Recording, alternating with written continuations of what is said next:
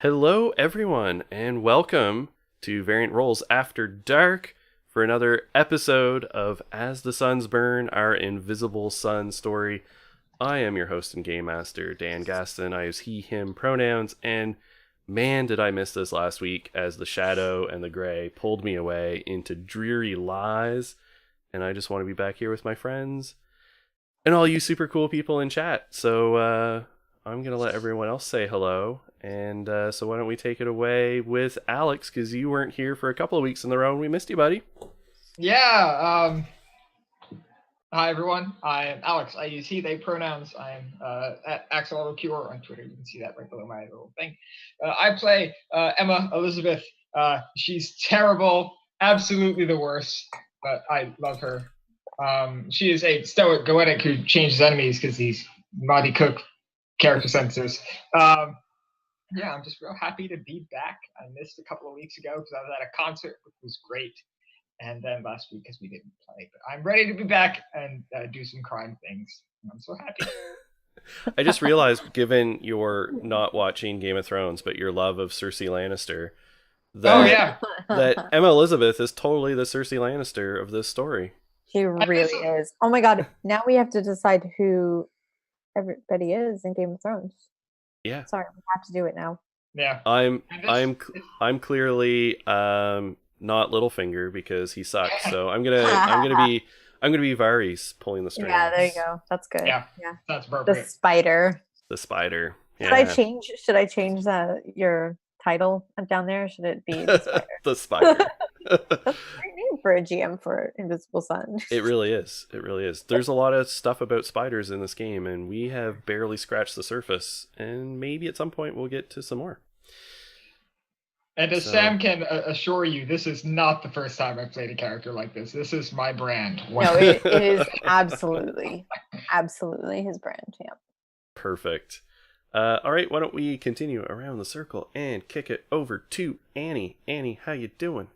Hello. I'm all right. I've been sick, which is just stupid. But I feel good enough to stream, so here we go. I'm Annie. I use she, her pronouns. You can find me at Alphabet Seeds on Twitter, where I mostly just retweet Sam and Variant Roles. What else is Twitter for? I play Henrietta Delacour, who is a connected empath of the Order of the Weavers who disgorges creatures. And I'm looking forward to doing a lot of that tonight, guys. So, a good time. Oh, dear. Excellent. I love it. All right, let's kick up Kitty Corner and go to Corey. Hello, everyone. My name is Corey. My Twitter handle is my same name below here. I use he, they pronouns, and I am playing Alice. Alice is an ardent maker who turns tales into reality, and I think Alice's position can best be described right now as the evil graph that Sam posted not that long ago. There's a nice a nice climb that we have. Yeah, so I'm excited also to go do wonderful crime things and whatever else magical stuff we get up to. Excellent. I love it. All right. And last but not least, Sam, how's it going? Hi. I'm great.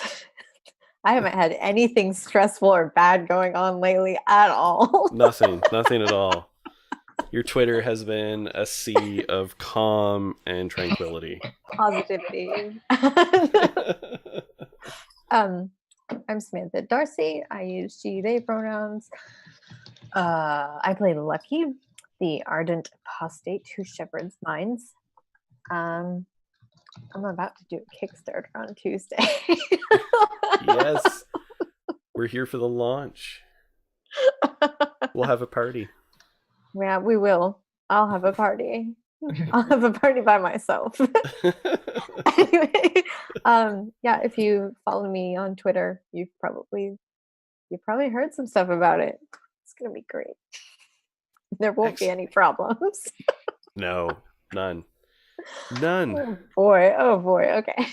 You got us all in your at your back, so I know. We're your surreal thugs.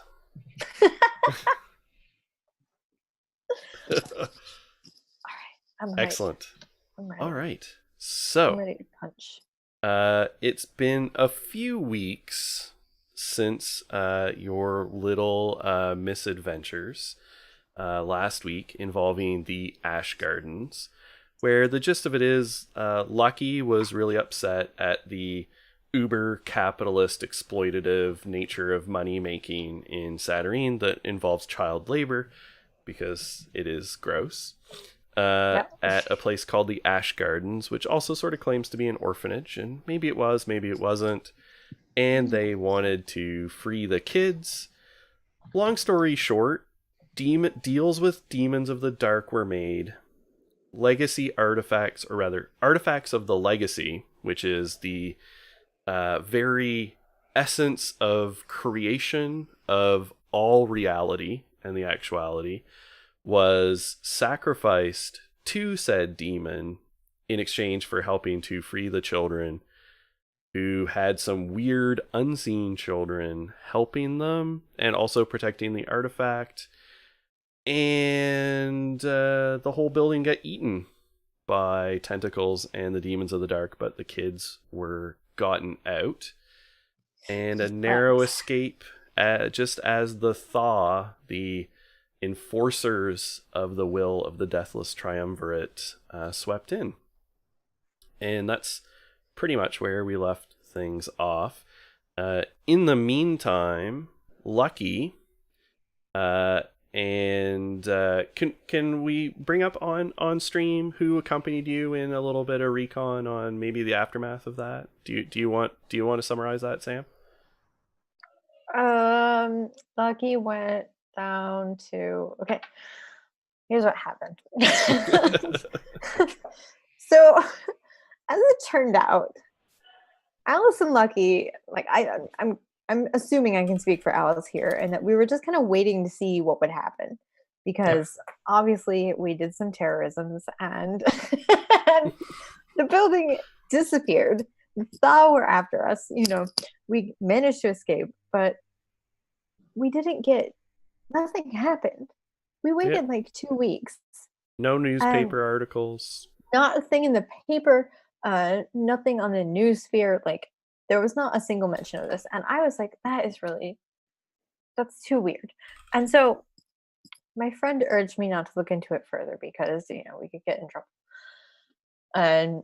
But I remember that photo I took using my discerning camera, which is a kindled object, which means that that's not what kindled means. But anyway, discerning camera, the way that works is you take a picture of something, and if there is something magic in the photo, it shows up, because we're trying to get over a wall or something. There was a barrier blocking us basically from getting to the Ash Gardens when we went there.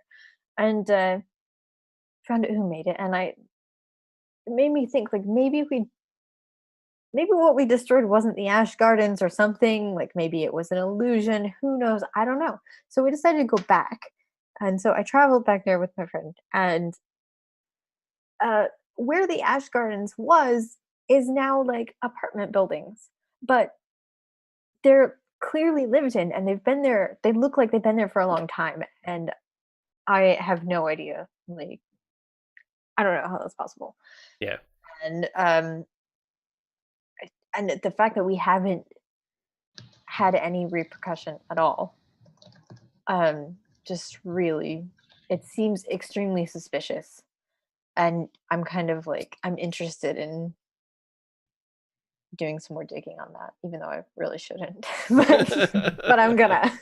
Because in terms of, like, Lucky knows a lot about magic, right? Apostates in some ways maybe know even more about sort of some of the fundamental stuff about magic than almost any of the orders. Like, as far as you did succeed. You overcame whatever that magical effect was that was preventing you from getting to the Ash Gardens. So if it was some sort of illusion or hoax, it would have had to have been very, very good. In order for you to, like, know that you sort of succeeded and then still not have your objective. But part Yeah. of the discerning camera also is that it tells you who casts the magic if they're under the Yes. same sun. So Yeah. I have the name, I don't remember it, but I have the name of the guy that casts that magic. Mhm. And maybe he's just doing his job. I don't know, but I want to go Yeah. talk to him. Not tonight. Not tonight, but I plan Yes. on it. We have other plans for this evening, as we have teased on Twitter. I think we should hear a little bit of what happened with Alice and Nigel in the immediate aftermath. Why do we want to hear about that? I'm all ears. We all are. Because this was really this was really important for Alice, and this completed one of Alice's character arcs. It did. It did complete it. Matt's got it. All right. So after this successful mission, there was one teensy hiccup that Alice wanted to address. Make sure we had it's all good. So she brought Nigel out to the back and expressed interest that his arm should not be on his body any further because of the fact that it consumed a legacy artifact. So there's some problems with that. But agreeably, Alice made a deal to restore Nigel's arm after they chopped it off. So they chopped off the arm. Alice took it. And then went back on the deal and left him in the gutter in the rain. And that is when Alice finished her crime arc by dismembering someone. And yeah. Excellent. Yeah. I Oh, love it. That I love it. escalated so quickly. it really did. Excellent. Even him in a rainy gutter. Bleeding. Oh my god. I So- dressed the wound. Oh, that's Yes. good of you. Alice did dress the wound. Now I'm just imagining Nigel as Rutger Hauer, like in Blade Runner. Tears in the rain. it's pretty good. Yeah. So Annie, Henrietta completed her training. Mm-hmm. So she completed her month of training with her Weaver tutor, Yeah, which she would was- allow her, to upgrade. Yeah, so now I can weave together. I can slowly weave together two things, but I've Yes. added a third thing in the mix, and that is moonlight. Because, I don't know, it seemed cool. And it seems to play nicely with my other two threads of sleep and winter. But with moonlight, I can do sort of cool illusion stuff, Mm-hmm. give us some options for stealth. Pretty sure I can make my hand glow as a little flashlight so we can get around.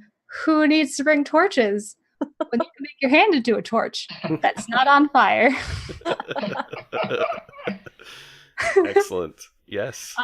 Yes, Matt, exactly. Henrietta is a huge winter fae magical girl. I love her. She also read a lot of poetry. Yes. And then at sort of after you finished that, Emma Elizabeth, you took Henrietta on a little trip. Yeah, we went on vacation while our two friends there were, committing acts of terrorism. It was great. We had a great time. It's great. We're doing great. Yeah, Emma Elizabeth needed to do some soul searching and personal growing, as she is not entirely unaware of how bad of a person she is. So she went to the Silver Sun to try and, just get away from everything and be in a nice place. Hang out with some angels. Yeah, just the usual. And interestingly enough, during this point, I also, encountered a very persistent friend who did not want to go away, and we were evidently going to at least spend part of tonight searching for a way to get my new friend some food. Yes, yes. Well, and of course, our viewers met your friend Twilight at the end of the last stream, and Twilight is a demon of the dark, sort of sharded off of Sister Midnight, because demons, they're funny that way. Yeah. Who is currently inhabiting an amulet and has promised you some services in exchange for services that you might do back. Mhm. And on that note, you have a great line on something that will bring both an interest of yours and Henrietta's together with an interest of Alice's. So you know that Alice is interested in this black violin, which is made by a maker named Ignacia Stradivari. Because of course that has to be the person making this violin. That the violin supposedly can be played in order to murder somebody. And I don't know, something that makes music to kill kind of fits with Alice's aesthetic of tales turning into reality, I think, in a lot of ways. And so Alice is interested in this book. And Emma Elizabeth is interested in obtaining a sacrificial knife, which is an object of power that basically, when you kill somebody with it, takes and stores their soul. Yep. Which is a handy thing that demons like to get as payment in return for services, because they eat them, which is fine. It's all fine. It's all great. Nothing wrong here at all. And you had a line on several of them, both one that could just be sold by a maker that you knew made them, but in this case, you know of one that is owned by an assassin who lives in the Undersling. And I just realized that I did not write down in my session notes the name, but I have it here. Osen Valiros is the name of the assassin. They are a human, but probably a native of the red, not the indigo. And so the red is also home to destructive demons. And they're rather fond of stealing the souls of their victims, as opposed to just killing them, where their soul would inconveniently go to the Pale. So, why not take it? And you've also heard that in the Undersling, there is a gathering happening tonight that is known as DeathCon. And this is a annual party, a gathering, a convention of sorts that brings in assassins, murderers, people just interested in death, reporters, actors and actresses. It sort of brings a mix of people, but it happens in absolutely the worst part of Saturnine, depending on your outlook, which is the Undersling. There's two ways to get to the Undersling. One of the most convenient ones is a grand set of stairs in the Confederacy of Cloisters that will go beneath the city and lead you to the Undersling. So, you have this news, and I think maybe we should just pick up in Dark Basement. That seems the likely gathering spot where you might have come with this news. Mm-hmm. So, DeathCon. Do we need badges? You need merit badges. Did anyone pre-order these badges for us? I'm not really sure. I could resist. Yeah, you could have pre-ordered them, but you can pay cash at the door. It's a right. elevated fee. But for let's see what the going rate should be.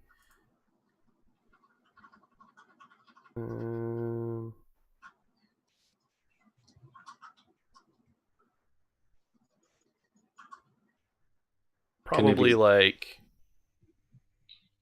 Yeah, about like 10 crystal orbs. I'll cover it for everybody. Thank you. Thanks. Yeah.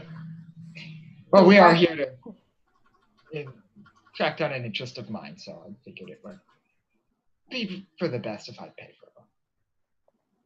Why are we doing this again? Well, it's a lead on Alice's black violin, which she wants. I don't know why, but she wants. I want it. And in a roundabout way, it might just solve our hero problem. So. Yeah. You just said we were going here for you, though. Not for Alice. It does additionally help Alice, but I was the one who was looking for this and found it. And if I'm being entirely honest, it probably is a more efficient way to help me than it is to help Alice. But it does help Alice, I believe. I have a mighty need for this violin. All right. Well, I'm okay with helping Alice. And really, I think it'll be a good way for us to all let off a little steam, don't you think? Been cooped up, not really getting into any trouble. So let's start some. Absolutely not. No trouble here. Nope.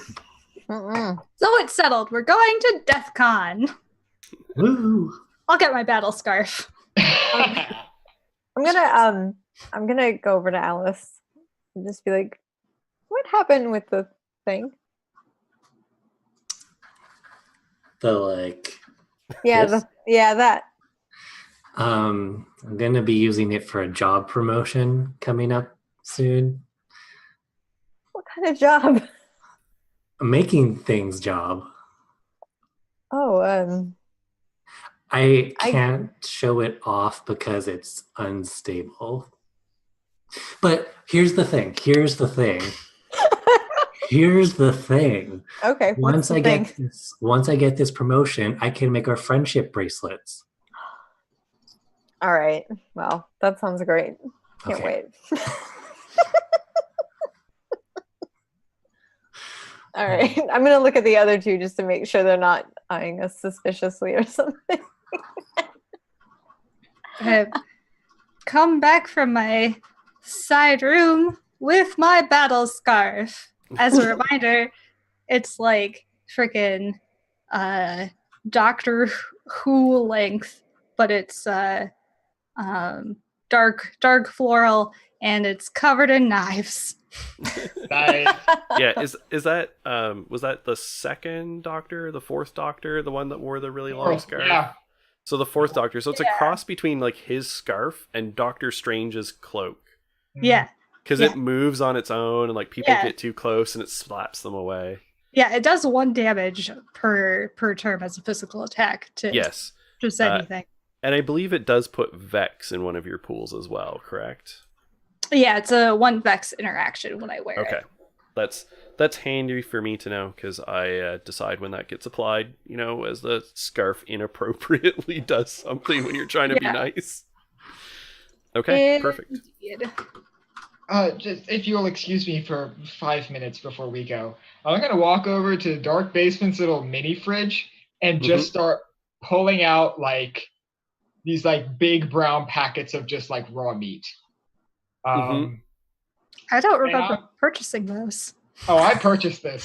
So I'm going to just walk over and just pull like probably like 15 or 20 pounds of just like meat and just like drop it on the floor.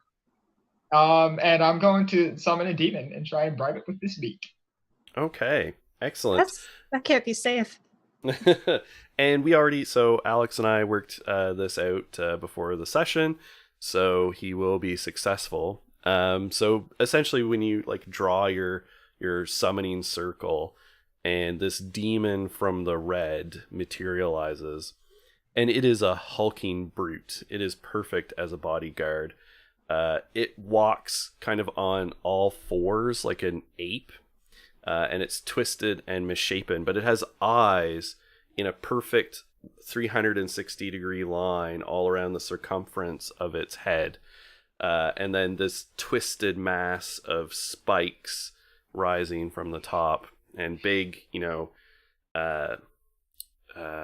who was the dude who killed Superman? Why am I mind Doomsday. blanking? What's that? Doomsday. Doomsday, yeah, like those big, like bone protruding spikes out of its knuckles. And its rear legs are like really short and stubby. So like when it stands up on its back legs, it's like way too, like it's got an extreme triangular Triangle. taper. Yeah, down to like almost like baby legs at the bottom, but they're like they're This mental image is they're really stocky. hilarious. They're kind of like tree trunks, but they're real short, so they're just very stumpy. But then it's got this big upper body and these really long arms. It's a great grappler, low center of gravity. I just indicate all the meat before it. I'm like, I'm gonna be going somewhere.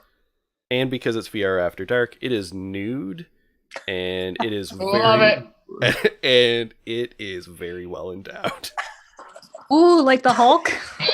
It's like its third leg down there. It's got a third leg. I love it. I love it so much. I indicate all the meat before it. I'm just like, I'm going somewhere very dangerous, and this is all yours if you accompany me. It reaches out and sort of just like scoops up in these like big shovel-like hands, and it just picks up the meat, packages and all, and crams it in its mouth in like one bite. And it just does chew, chew, chew, and it's just kind of staring at you the whole time, and swallows and just kind of goes, "Accepted, tiny goetic." Wonderful. We'll be leaving now. What Why- level of demon is this, by the way? 5. Oh, it's a big boy. My house better not smell like meat. It might. God damn it. But like that raw meat smell, that like bloody. yeah. It's just gonna start stinking really bad. Yeah, like but- if you left like just the container, like the styrofoam in your garbage a little too long. Yeah, that's Yeah, just like that. I'm gonna have to get some air fresheners. I'm also gonna take this opportunity to vomit a monster before we go. So I'll Okay. excuse myself behind the counter. I'm going to barf up a counselor. Mhm. Um, We've established in canon that this definitely sounds like a cat hawking up a hairball, right? Yes. Okay. And her jaw unhinges. Really Like uncomfortable. a snake. Yeah, like a snake. Yeah, so it sounds like the weird snake cat vomiting up a hairball. Mhm. And I would like to have a little weird looking, like part griffin, part dragon like thing with really like bat like wings and maybe sort of a bird like face, but with fangs. Like I want him to look mean, but Mhm. he'll only give me advice. Yeah, but then it looks like that was built out of like plasticine and then stuck in the microwave for a little bit, A little too and long. so it's all melty and droopy. Yeah. It's And the it- worst dragon parrot that no one wanted, but I Yeah. love him. Yeah, and the smell of raw meat is immediately masked by the smell of this disgusting. Bile Thing. and blood. Yeah, Well, I'm ready to leave. who's ready to party now? Right? Yeah. Oh my god. Well, while we're preparing to go, I'm just gonna roll real quick to see if my inculpable aura is still up after all Mhm. these weeks. Yeah, I mean, Yup. you basically just refresh it. I got a 9, so I'm still good. You're all good. You've just been walking around like a perfect font of innocence. Amazing. That's so me. off. Haven't Font you of innocence. for like weeks now? Yes, yeah, it's been up for like a month. About. It really helps with Hmm. Lucky's gaslighting. Yeah, that was really the doesn't. ultimate gaslighting. Who, me? Like even Emma is looking at him like, I can't think of a reason to be mad at him right now. Maybe not so bad. Right? Perfect. I love this game. It's so All right. good. So then you guys hop the train. Yeah. You have to walk out of Fartown, you go from Fall into the Hollows, so you go to the slums, you go to the train station, which is right there. You hop on the train with your vomit monsters and demon. And I mean, quite honestly, it's not actually the strangest thing on the train, probably, really. So that's just another Tuesday night in Saturnine. And you go all the way across town to the Confederacy of Cloisters, which is the Temple District. So then you're walking around, god temples, churches, a lot of priests and nuns and things like that walking around with your demons flanking you. And you come to an entrance. So there's it's kind of like a train station. Like they've built up this covered entrance over a hole, basically just this gaping pit that has steam, those movies from New York in the 1980s, and there's the steam vent, right? Mm-hmm. And the steam rising in the cold night We air. still have that in Indianapolis, and it smells terrible. Yeah. They Yeah, really so- stink. Yeah, so it's that. And you can just hear the sound of clanking chains and turning cogs and gears that sort of faintly echo up. And there's a set of rusty corkscrew stairs that spiral down into a dim darkness. And there's just a sign kind of up there creaking ominously that says Undersling entrance, enter at own risk. Saturnine Department of Public Department of Public Safety indemnifies itself of any injuries sustained while in the Undersling. I'm Should we gonna get make so much trouble. Should we get a Sooth card for Yes, this? absolutely. Thanks for the reminder. As we play a Sooth card. And we have played, super on brand. We have played the Assassin. Right. Meh. Wonderful. So we have played the Assassin, who is the adept of mysteries. So finesse, stealth, betrayal, and finality. Subtlety is the assassin's greatest tool. Anyone can kill, but he does it deftly and so quickly that even the victim doesn't realize they're dead until the assassin is long gone. All right. So betrayal, murder, skill, stealth, finesse are basically all the narrative things that we are looking for at the moment. So, you have your entrance, and you know that the place where DeathCon is being held is a bar in the Undersling. This is a very small con. What's that? So this is a very small con. Well, or a very big bar. Or and- both. Unfortunately, both. Right, yeah. Unfortunately, Very both. small con. Just a Like ton of 12 empty space. people. Yeah.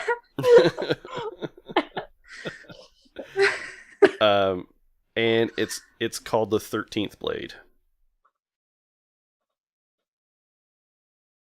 That's pretty heavy-handed, but all right. So Have do we go down? Yeah, Like- yeah. You have to go down is the it- stairs. Okay, it's stairs. Okay. Well, I'll Mm. I'll take the lead and start heading down. You're really enthused tonight, Alice. I just haven't been out of the house in a bit. I've been working on some projects. Are you not enthused? Sure. Hmm. I'm helping you. It's fine. Emma wants something out of this. Less fine, but Alice, I'm really enthused because, I think this will be fun. Fun. I think it's going to be fun too. Yeah, right? Yeah. Let's just bring a positive attitude to the situation. Yes, we'll be surrounded by murderers, but when aren't we? Honestly, a lot of people probably It Could might be what right now. could be uh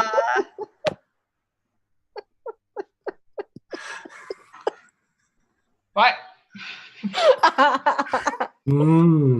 oh, lucky you, trickster. Yeah, that's me. It's that aura. She's just like, oh. It doesn't mean anything by it.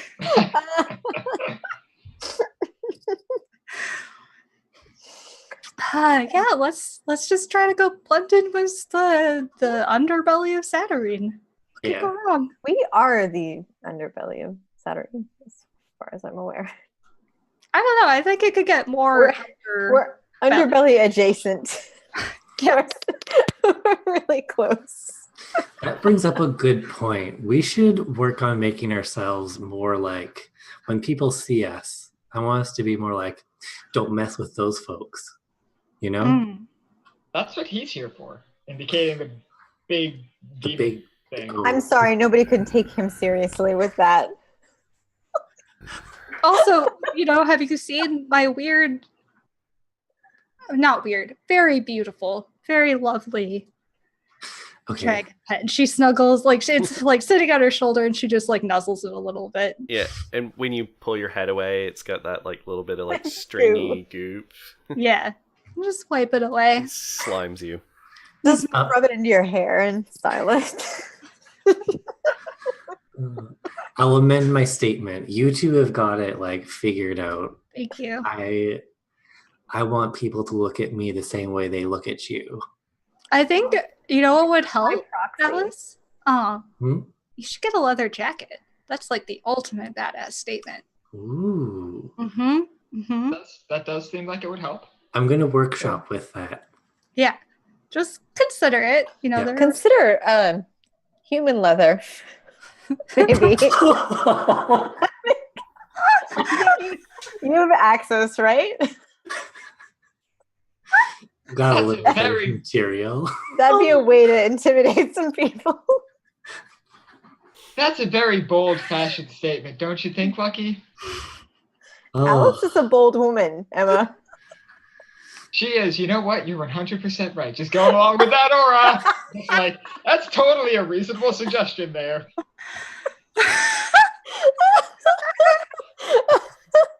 Matt, just let it happen. It's gonna happen, Matt.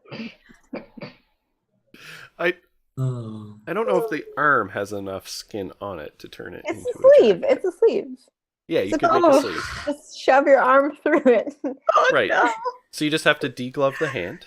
no, exactly. no, that's exactly what I was trying to get out of my head, Dan. That's what it's called. I know. Ah. Oh. Sorry, guys. Sorry. Hmm. That was a little weird. That's the name of the game.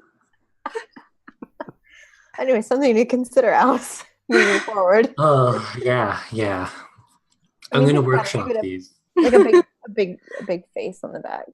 Mm. You could probably get some functioning eyes, even. Ooh, yeah, we could maybe find a very cool like embroiderer and make it like have some like living flames and like eyeballs, and it could be really, people would definitely not mess with you. And the slogan, "I'm tough." That's a really good slogan, actually. It's great. I don't know. All I can think of is Guy Fieri And, with the flames, and it says "Welcome to Flavor Town." oh, he's got the white hair already, too. It's perfect. Guy Fieri is the 5th member of our group. Every party needs a chef, guys. Oh my god. Oh my god. Oh, man. Oh no, I'm crying. As we descend into the undersling, welcome to Flavor Town. Yeah. So you're descending these steps, and they get progressively rustier as you descend, to the point where they're almost more whole than metal. The stairs are just like rusted with these rusted out holes, and the bare ghost of what once was stairs that like creak and bend ominously under every step. But so far, none of them have like broken on you or anything. Hey, Emma, you might want to tell your friend to watch himself. I just relayed the message, but also he's behind me, so I Unless, wouldn't- unless he's good for tetanus shots, then you know what? I'll have to look that up. I don't know if they can get tetanus. But also, he is behind us, so whatever happens back there. Could we get? don't slice your leg open on the stairs. I think we'll be fine. Wow. All right, so eventually the stairs sort of open up onto a ledge, which is in this immense cavern. So it's this narrow ledge. You look down and it just descends into darkness. You have no idea how far. Ahead of you, this narrow, rickety bridge goes out over a chasm, and you can see hanging from the ceiling in the middle of this immense chasm is a large island of stone and metal and wood platforms that is hanging from these immense chains that attach it to the ceiling above.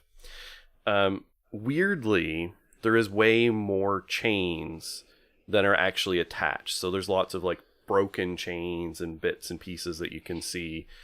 Some of the platforms actually sway back and forth subtly, although the main the main island is intact. And the bridge is narrow and also attached by these rusted chains. Some of them have snapped, and you can see like bits of chain hanging off of the bridge, and it creaks and sways ominously. And then parked beside it, there is like a little, like almost looks like a ferry, like a small skiff with a really young human sort of standing there, like leaning against the prow, and just calls out, "Hey, if you ain't got the guts for the bridge there, I can ferry you across." No, but really, as vaudevilles, can we get tetanus? You're still hung up on that? Well, now I'm worried. Where I would don't I know even about get a your tetanus disease shot? status there, but Disease status. if you're looking to go across to the undersling, 3 crystal apiece, I can take you across in my boat here. 3 crystal. I no, like it. that's, Or That's you my can, goal. you can walk Mhm. across the bridge for free, but at if least you're it's not worried too about bad. disease, maybe you want to take the safer bet, huh? We evoked at him, indicating the tripod back here. Oh, we might have to pay double for him. He's an awful big boy there, huh? Sure, whatever. Let's see, that's 12 plus 6. I'll just hand him 20 crystal. Get it over. All right, let's take us across. It's a pleasure. Yeah, just hop in. Thanks. I'll hand the exact change over. I think Emma paid for you. Yeah, I pay for everybody. Oh, cool. And he basically sort of like pushes the skiff off after you load. Obviously, when the tripod demon gets in, it like groans and sways ominously, but then the demon sort of braces and props himself up, so the center of mass is appropriately balanced. And the ferryman sort of kicks it over, and really doesn't seem to be doing much. There's no paddles or anything. He sort of futzes with something up at the prow, but it swings and starts like it's flying across just through the air, just hovering through and approaching the main bit of the undersling itself. Mm. And so like everything's dark except for sort of the ledge and the undersling. Like the undersling has its own illumination. There's lights on it. You can see a large, ominous building in the distance that you take to be Neverlight Prison, which is the nastiest prison, and really the only like prison in Satyrine itself. And all of these like ropes and chains kind of wrap this island, almost like a fly caught in the web of some maniacal spider. And your ferryman just says, "So, this here your first time in the undersling? You look a little green there." Oh, do I look green? Oh, sorry. It's like this takes a lot out of me. She gestures like to her. And he sort of looks back and forth and says, "Oh, well, that's a shame, but yeah, lots of people down here have had that virus." Yes. I've learned to live with it and embrace it even. Well, better than trying to ignore it. You do you. Thanks. Huh? Yeah. So yeah, it's our first time. We're here for DeathCon. Do you know anything about that? Yeah. Quite an event. Brings a lot of you tourists down here, huh? Yeah, I guess so. Yeah. Is it that obvious we're tourists? Oh, yeah. You in particular. Oh no. See, we gotta get you a jacket. Don't you think that maybe a jacket of some kind would make her look a little tougher? I mean, only this one over here, and he sort of points at Lucky. He looks like he could fit. I mean, you could all dress a lot like him. If you could see our hearts, you would think otherwise. Oh, well, who knows what darkness lurks in the hearts of men, So, Alice knows. Sure. Well. And he sort of, keeps up the banter, and then the skiff kind of pulls in on a similar dock-like structure on the undersling, and he just says, "Well, you have a good time, and I hope you find what you're looking for, and have a fight." Thanks. Hopefully we will. I hope you have just a great time. Great day.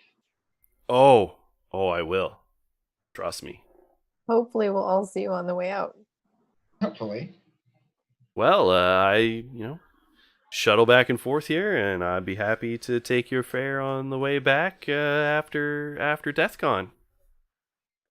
Thank you so much. See you later. And he sort of, goes back, and you find yourself in the undersling. Please tell me he's like singing into the void as he comes back over. It'd be pulls back across. Just scary enough. Like if he's just whistling as he disappears into the darkness. Yeah. Really ominously. That's very over the garden wall. It's great. Yeah. Everything around you looks like it is in the process of crumbling and collapsing. There's bits of chain like anchored down into the rock periodically that go up.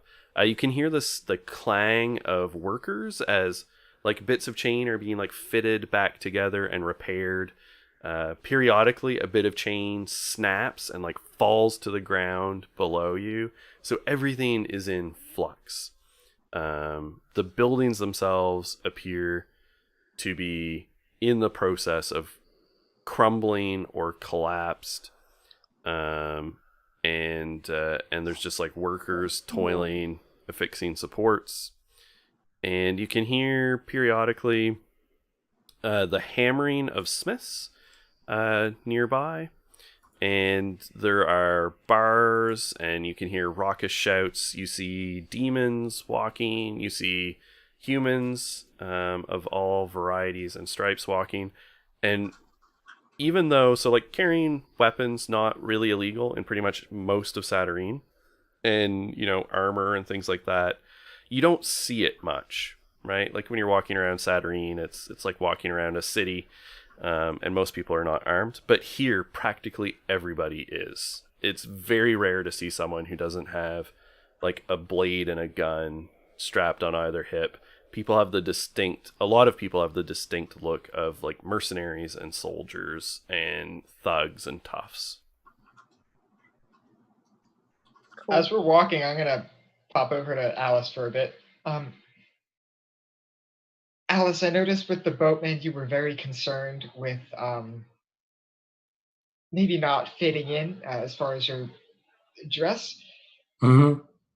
Yeah, don't just be confident that you don't need to advertise to the rest of everyone around you how dark you can be. We're all very proud of you, and we know how evil you can be, but just don't advertise it. You just look confident and just go forward with your head held high, and I think you'll be fine. I can do that. I can get behind that. And Alice will like literally push her head up a bit further.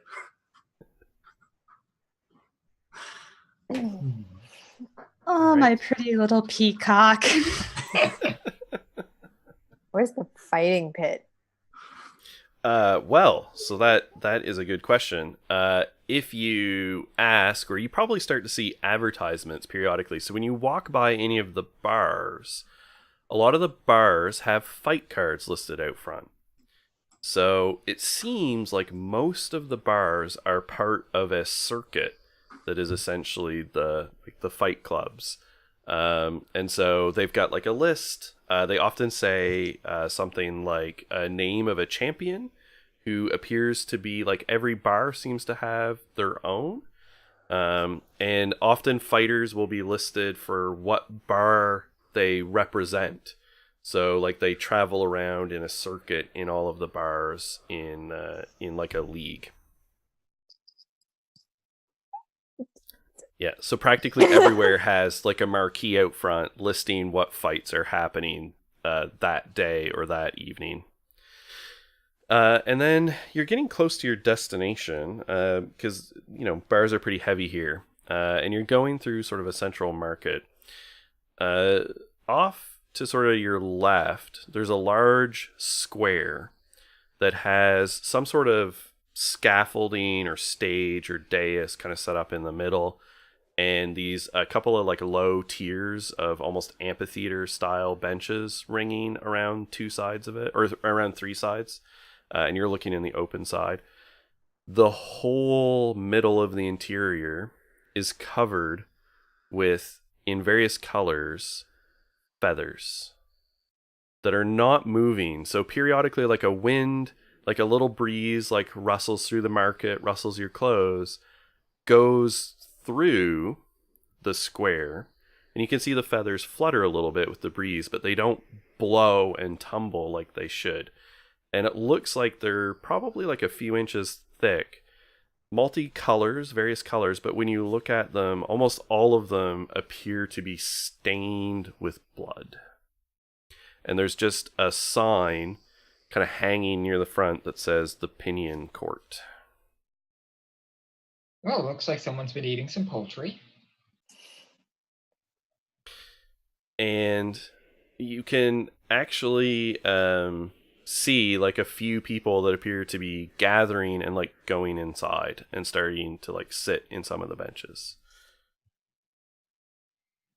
And then also within this market nearby, you hear people hawking out, "I got fresh wares, fresh flesh, fresh parts for replacement, upgrades." And when you look over, there's a stall that says the Flesh Market. And it has like limbs and body parts on display that are like twitching. Some of them are still moving, like the fingers are wriggling. There's like ears. There's a lot of limbs and like hands. That's pretty common. There's a whole jar of teeth. Nothing but teeth. Yes. I was fine until you said that. Yeah. There's another jar that has like various mismatched eyeballs. Oh, No. Sorry, I just had to mess with Alex. And the vendor is just, he's in behind with like a leather apron on and like various instruments out in front of him. And he appears to have like an arm laid out on the table that he's got sort of flayed open and is like futzing around with like the interior of it, like the bones and tendons and musculature. Hey, Alice. let's go visit that place. I cast a very concerned look at Henrietta. Come on, I'll take you over there. I think we should stick together, maybe. We definitely should. Yeah, keep I mean, I'm kind of curious, like, how did they lose those limbs? I don't know. Maybe it's just the grotesque in me. Can we? Come on. It'll be fun. Or it'll be really gross. If it's really gross, we'll just walk away. Come on. Let's go. Okay. Lucky, Alice and I already walk it up. Yeah, Yeah. Alice and Lucky are like the two excited kids running ahead of their Yeah. parents to the toy store. And Henrietta and Emma Elizabeth are the parents holding back. Step up, step up, step up, please. Come on, come in. Check out my wares. All legally sourced, I assure you. Yeah, I bet. Okay. If you can't afford the changeries, looking for an upgrade, a replacement. You got any skin? Oh, skin. I do, of course, yes. Graphs, covering of scars, very useful skin. How much are you looking for? Most people look for, small patches and pieces. I'm gonna take Alice by the shoulders and kind of turn her around, about this much. Ooh.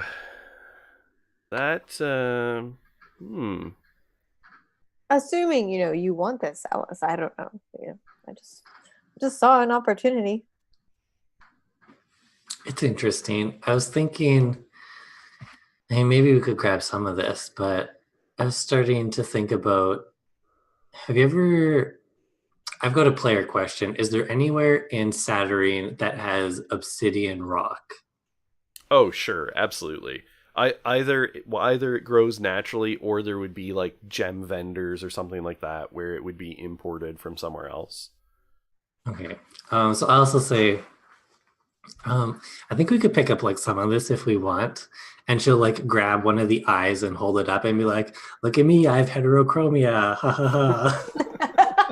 Oh, I think that eyeball is still wriggling. It rotates in your fingers a little bit. Wow. And That's so cool. I also say, have you ever seen those really dark obsidian rocks over by the place where they grow? That place we all know about. With the rocks. With the rocks. The rock garden. The rock gardens, yeah. Yep, the rock gardens, absolutely. That's a thing now. Who's she talking to?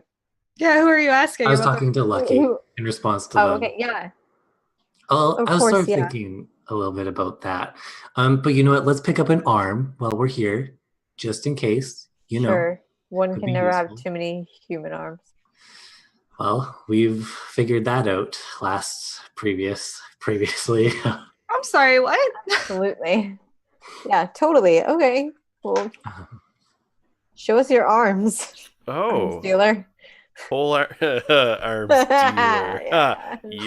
You. I like you. Most people do.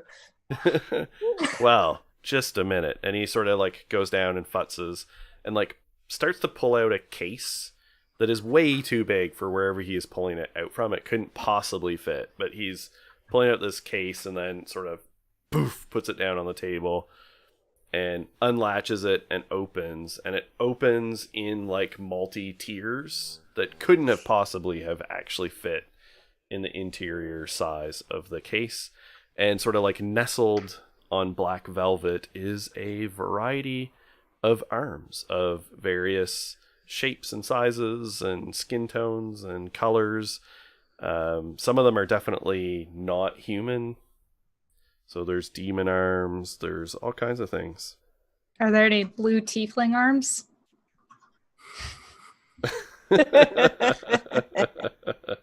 There's probably some blue demon arms. There you go. I'm actually going to nudge Tripod for a bit and be like, does human or Vizsla meat particularly attractive for you to eat.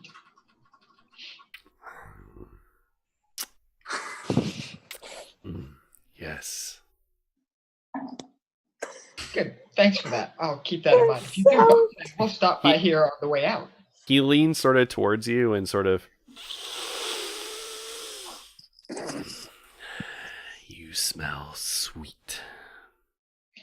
I tend to. I have very good hygiene. I should also suggest you keep that to yourself.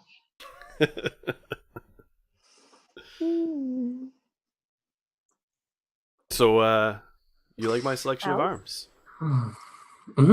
arms? And how much do these cost? Oh, well, most of the human arms, somewhere between 75 and 100 crystal. Your standard demon arm, about 150. Yeah, that costs a pretty penny there. Oh, they're hard to come by, especially entirely legally, 100% ethically sourced. Yep. Guaranteed that? cruelty free. I can lend you some money. I don't. The last arm we got was free. I'm sorry, what? Henry, we got an arm. Yeah, I know, but that will probably come with a host of complications. This is probably a little easier. You're kind of paying for peace of mind here. Alice, I'm going to ask you to put a pin on that. We'll come back to it. I can do that. Think about your options. Really, would it be all right if we came back? Are you going to be here for a while, Arms Fender? I'm here every day, all day, every day. But, some of these fine selection might go. We haven't even negotiated. No bargaining. What am I? It's kind of an insult, You're not even attempting. One crystal orb. That's really, Alice. Are you trying to insult me here? I got Alice. a family to feed,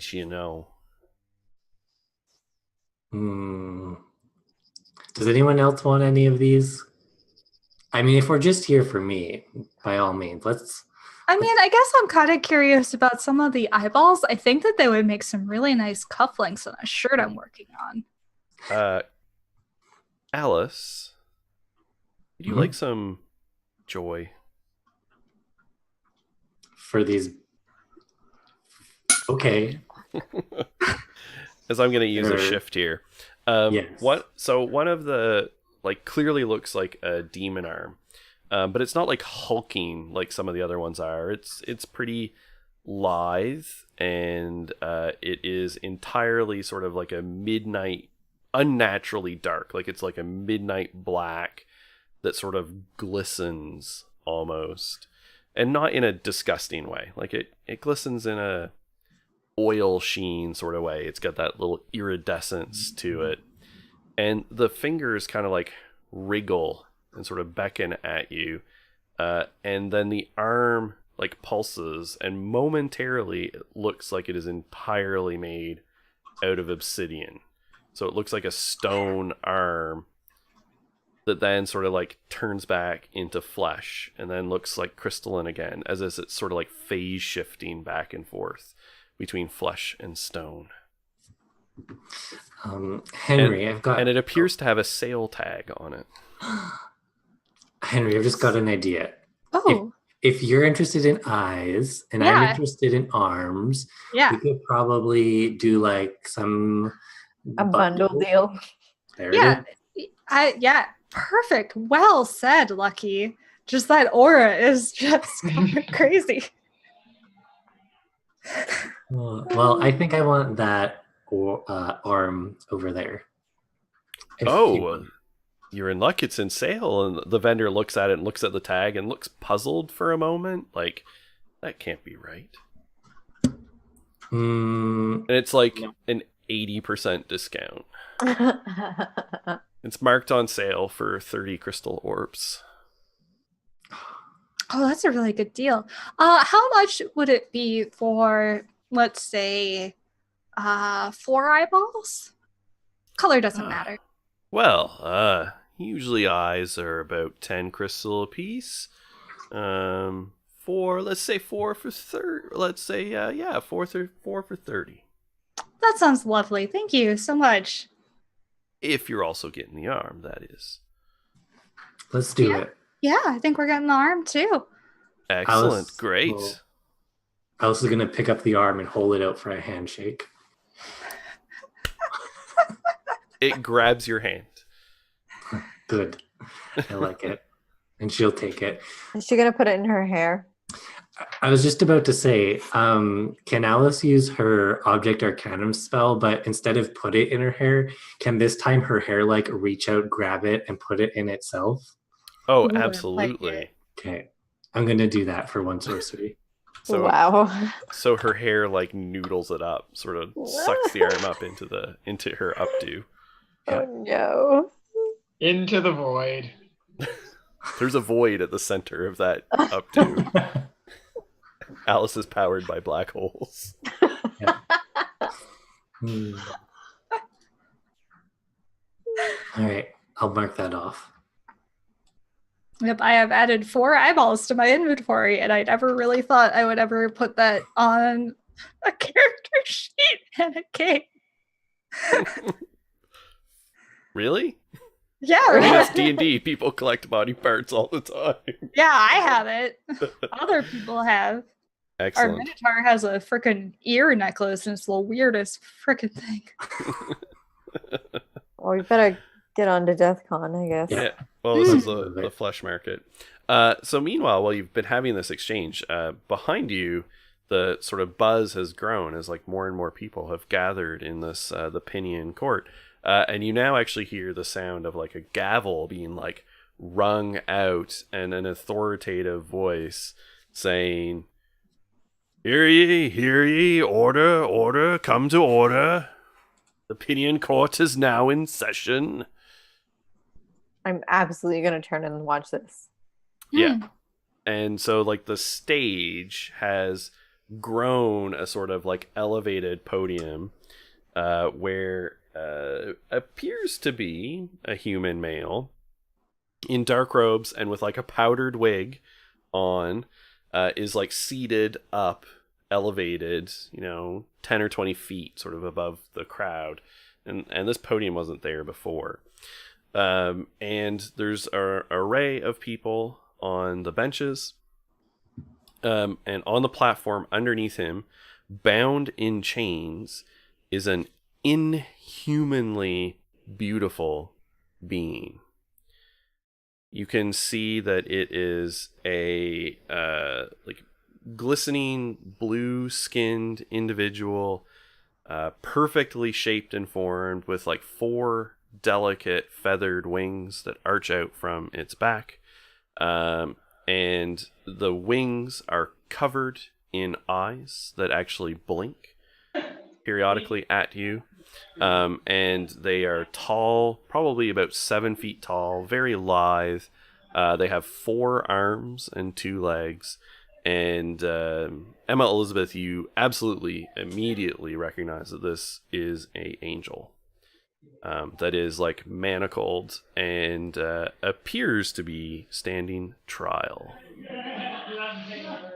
Oh, someone's been acting out of character. And if you like pause and listen, you hear like the murmur of the crowd back and forth. And then the individual is sort of saying, "You, Angel of the Silver, are hereby being tried for murder and theft before the Pinion Court. How do you plead?" And there's like, some murmuring back and forth. And then what appears to be, depending on how long you stick around and listen, some sort of trial going on. And the crowd seems to be sort of cheering back and forth with the judge kind of listening. There doesn't really appear to be a jury other than the crowd.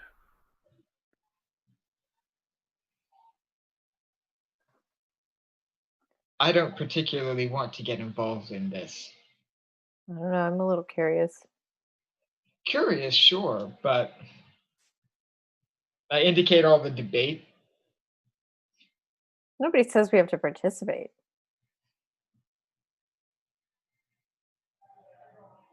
Henry? You know, I don't know. Everyone's probably here now, so if we try to go anywhere else, we probably won't get anything done. So let's see what happens. Okay. So it proceeds, and it turns out to be like relatively quick. There's like some magic that is involved, to assess truthfulness and things like that of testimony. So it doesn't take that long. And after what amounts to, maybe like 30 minutes or something, the gavel bangs and the judge says, "Guilty on all counts." No. I'm beginning to think I know where all these feathers come from. And the angel who is bound and manacled is sort of like brought over, and another individual sort of comes out wearing a black hood and pulls out a vicious looking knife and proceeds to cut the wings off of the angel.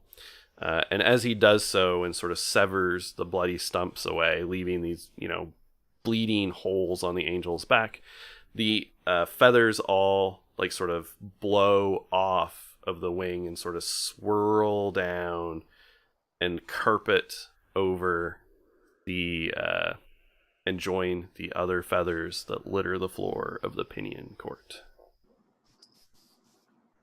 Yikes.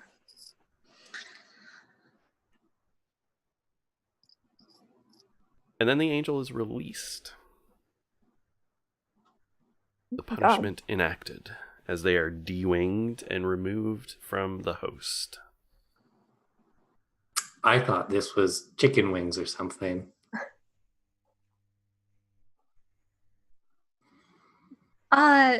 What's Nope. Dad, what's the name of my Oh, non-feathered friend? your new little counselor? Yeah. Your new little wise one? Yeah.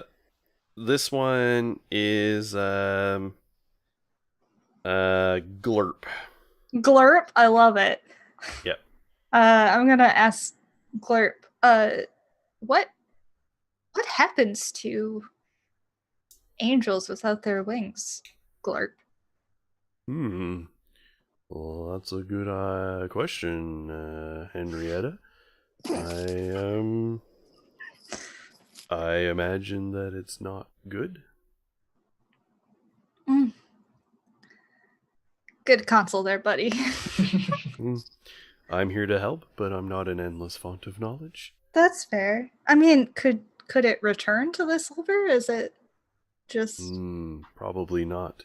Sounds almost like excommunication. It's really sad. Well, if they have committed a crime. It seems... Why would they be tried here and not in Angel Land? Perhaps while the crime was committed here, then they are punished by the authorities here like anybody else. This doesn't really seem like the type of place an angel would hang around. But perhaps elsewhere in the city. Well, I think our main goal while we're here is to ensure we do not suffer the same fate as our defeathered friend. Vizsla, when imprisoned, are imprisoned here, are they not? So why not have your punishment near where your prison is, and not in the light of day? The demon is just looking at the angel and licking its lips. Calm down there, buddy. We'll get you fed. Hungry. Want smash.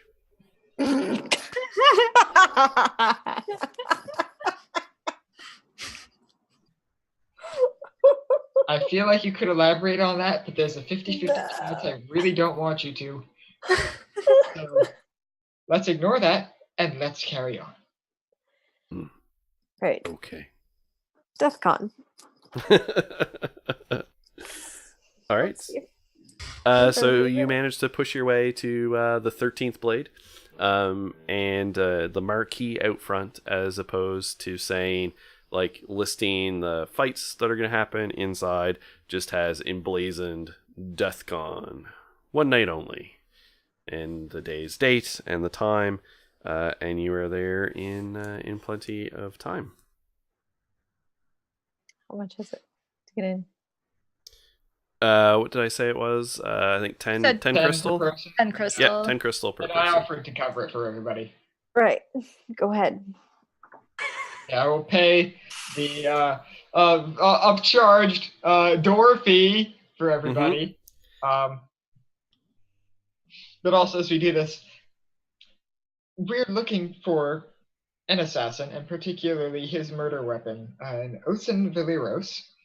And this black violin is apparently here, or someone who is aware of its location is here, or something tangentially related to it is here. Yep. So I imagine we should probably just get to looking. Also, Alice, if you are particularly concerned about your appearance, perhaps there is a merchandise table. We can get shirts that say DEF CON. We could get shirts that say Death God. Alice! That's such a good idea! Let's do it. I'll pass. Alice and I are gonna go look for the merch table. All right, so you pay your entrance fee, and the thought form out front sort of hands you some badges to wear on like a little lanyard, and it says guest, DeathCon, and a date, and you're let in, and you walk in, and it is loud. There is like pumping music all around you. The bar seems relatively big, and there is a lot of people all mingling. You see people of all varieties, humans, demons, people that look like a lot like you, like maybe they came from other parts of Saturnine, people who are heavily armed and look like they more fit in the general theme of the Undersling, and a woman who just looks like a Saturnine citizen. She's wearing a rather, sort of smart outfit, professional, a lot like what you would see in a day-to-day basis above. And she does indeed, underneath her smart little jacket, she's got a shirt that says DeathCon on it and a little logo. And she comes up to you and extends her hand and says, "Oh, hello, new guests. I'm Fiora Judge. Hi, I'm Fiora Judge, and this is DeathCon." So nice to meet you, Fiora. My name is Henrietta. This is our first time. Excellent, great. I'm you might know me. I'm a crime reporter with the Saturnine Sentinel. Oh yeah, I've heard of you. Your work is great. Yeah. I do that that radio Ethercast. You might have heard of it. Yeah, it's called Criminal. Please, so succinct. So good to meet you. Oh yes, well, we like to discover crime and criminals of all kinds, and I'm one of the organizers, hosts, MCs of DeathCon. Well, Alice is. Oh, go ahead. Oh no, you go ahead. Alice is just gonna scream, "I am a criminal." Well, this is a judgment-free zone. DeathCon is the premier convention for bringing together both the dealers of death, the reporters of death, those interested in death, and the dead themselves. Why, I mean, even the ambassador of the Pale is here tonight. Oh, really? He's a reasonable acquaintance. I can't really call him a friend, but an acquaintance for sure. And if you glimpse through the crowd, you see a tall, stately, handsome gentleman that you recognize as the ambassador of the Pale. David Bowie. At the back of the bar, the very David Bowie-esque individual. I'm gonna elbow Lucky in the ribs, look, it's the ambassador. Your friend. Mm-hmm. Uh-oh. Anyway, it's really cool that you greet everyone. Usually you come to a party and you just don't even see the organizer at all. But you're here right at the door. Welcome everyone. Good for you. This is awesome. This is the third annual DeathCon. And most of the people here, the same old, same old. So when we see new people coming in, and early, it's still the night is young. So I just thought that I would introduce myself. Oh, thank you. It's so great to be here. And please, by all means, mingle.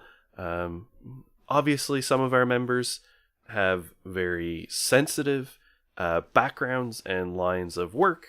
And like I said, this is a little bit of a, we try and reserve our judgment around the criminal activities of those who are here. And where we can talk about some things frankly, but, not trying to get anybody in trouble. Oh, definitely. That's really good of you. This is great. All right. We'll see you around. Excuse me. Speaking of which, Miss Judge, I'm looking for someone in particular. And Osen Valeros, I apologize if that is not the name he tends to use. This is a bit of an obtuse industry. I'm looking to do some business with him tonight. Oh, yeah, I believe Osen is here tonight. Around somewhere. I haven't seen him, but he's been here in the past. His line of work, of course, he's often interested in, many of the newest tools of the trade, so to speak. Wonderful. Just wanted to make sure I could contact him here. You have a wonderful night. Of course, of course. Welcome to DeathCon, everybody. Yay. Thank you so much.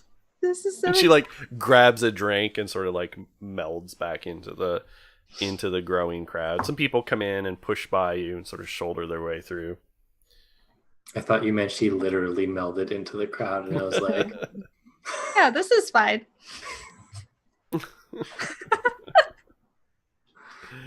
Oh dear, doing great. Mm-hmm. Well, what's our move? We're gonna find t-shirts, right, Alice? T-shirts first. T-shirts first. T-shirts first. There is definitely a merch table that has t-shirts of various kinds.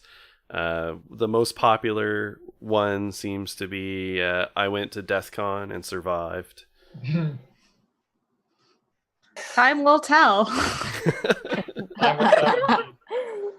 Alice is going to grab that one because she sort of sees it as a story and that it can protect her. So she's going to put it on. And, they're selling the shirts for about 3 crystal. Yeah, I'm definitely getting a shirt.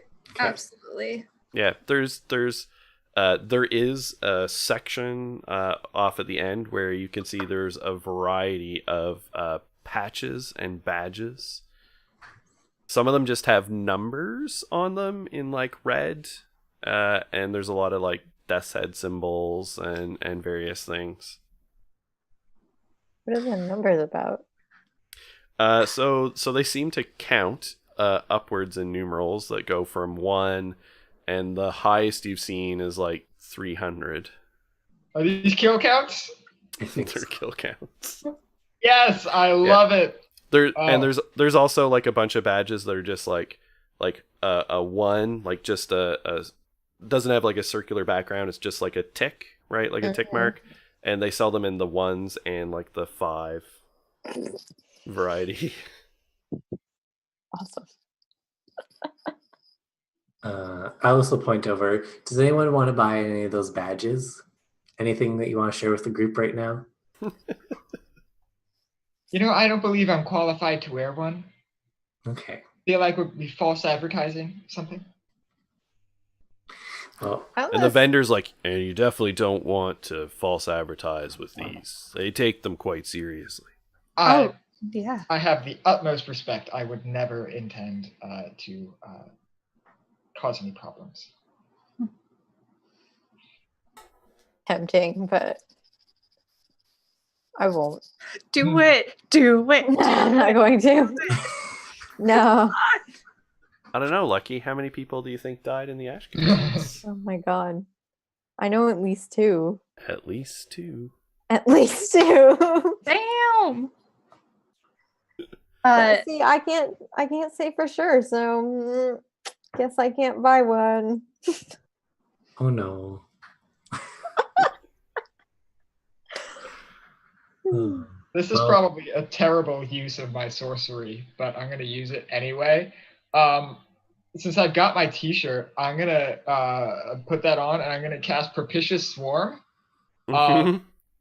which can alter my appearance and my clothing. And I'm gonna get on like a denim or not, a leather jacket and jeans to attempt to fit into the crowd more.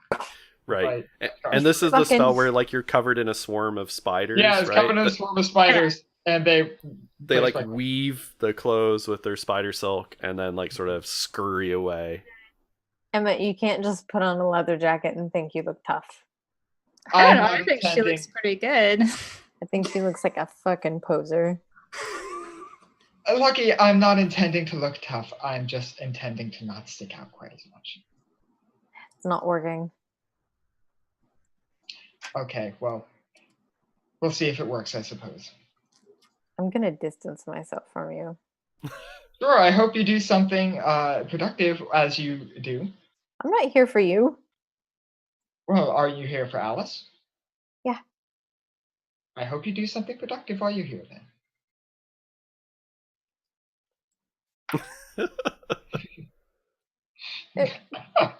I'll do All something right. productive to you. Let's not threaten anyone in the death bar. I don't know, Alice, are you thinking there's a lot of sexual tension there? Al- so in my mind, I was just gonna be like, now kiss. Love it. As Alice ships them. Yeah. Oh my God. Weird. The weirdest ship. All right. So, since you have entered a new locale and we have entered DEFCON, we now have the golden ship. So Oh God. gold magic is enhanced, silver is decremented, wealth Aw. earned, honor, prestige, respect. The family is notions, cats, clocks, and wind. The legendary vessel, a highly positive card, suggests that one will earn wealth, fame, or respect. Am I gonna earn wealth, fame, and respect? Yay! It means Yes. we're gonna ship from people. Yes, I am. All right. And as we flip that, I think that is as good a spot as any for us to take a quick break to be human, and we will be back in about 5 minutes, folks. Into the gray.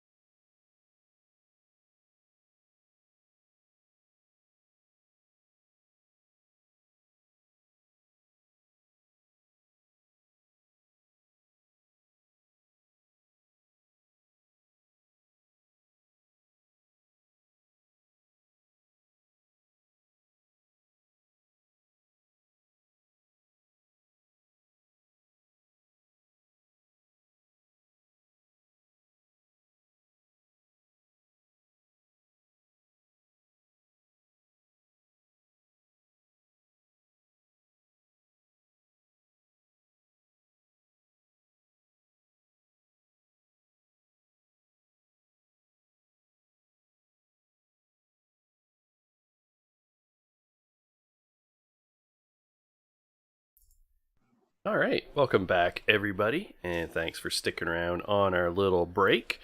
And we'll dive right back in as we're in DeathCon 2019, whatever the year is in Saturnine, I don't know.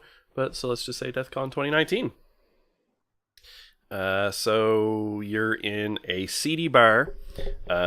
You definitely, from somewhere in the back, hear the sounds of like physical combat. You hear the wet, meaty thunk of flesh on flesh. And then there's a lot of people milling around and talking about death and murder and all that sort of thing. Well, should we look for Osen? Do you know anything about this guy? He's an assassin, and he has something that I want. Uh-huh. I thought this was about you. Everything is. Right, and are you just gonna walk around asking, are you Osen? Are you Osen? No. All right. What's your plan then? Well, clearly we should probably ask the people who do the most dealing throughout the entire event. So bartenders, people who actually deal with the crowd in general. And if we know he's an assassin, there might be Like events. a hallway. Yeah, like I'm assuming there are events here. If I'm assuming this is like a con thing, there are like panels. There's definitely there's definitely some panels. He's an assassin. We might be able to narrow down his interests. Yeah, there's a pair of panels going on right now, side by side. They're both called Dealing with Death, but one is called Dealing with Death, a guide to grief and transition in the actuality, and the other one is called Dealing with Death. So now you killed somebody, so now what? That second one seems relevant. Yes. Yeah, I saw that sounds in chat, good. Sam. These are literally death panels. Oh dear. Yeah, let's check that out. Yeah. Thank you.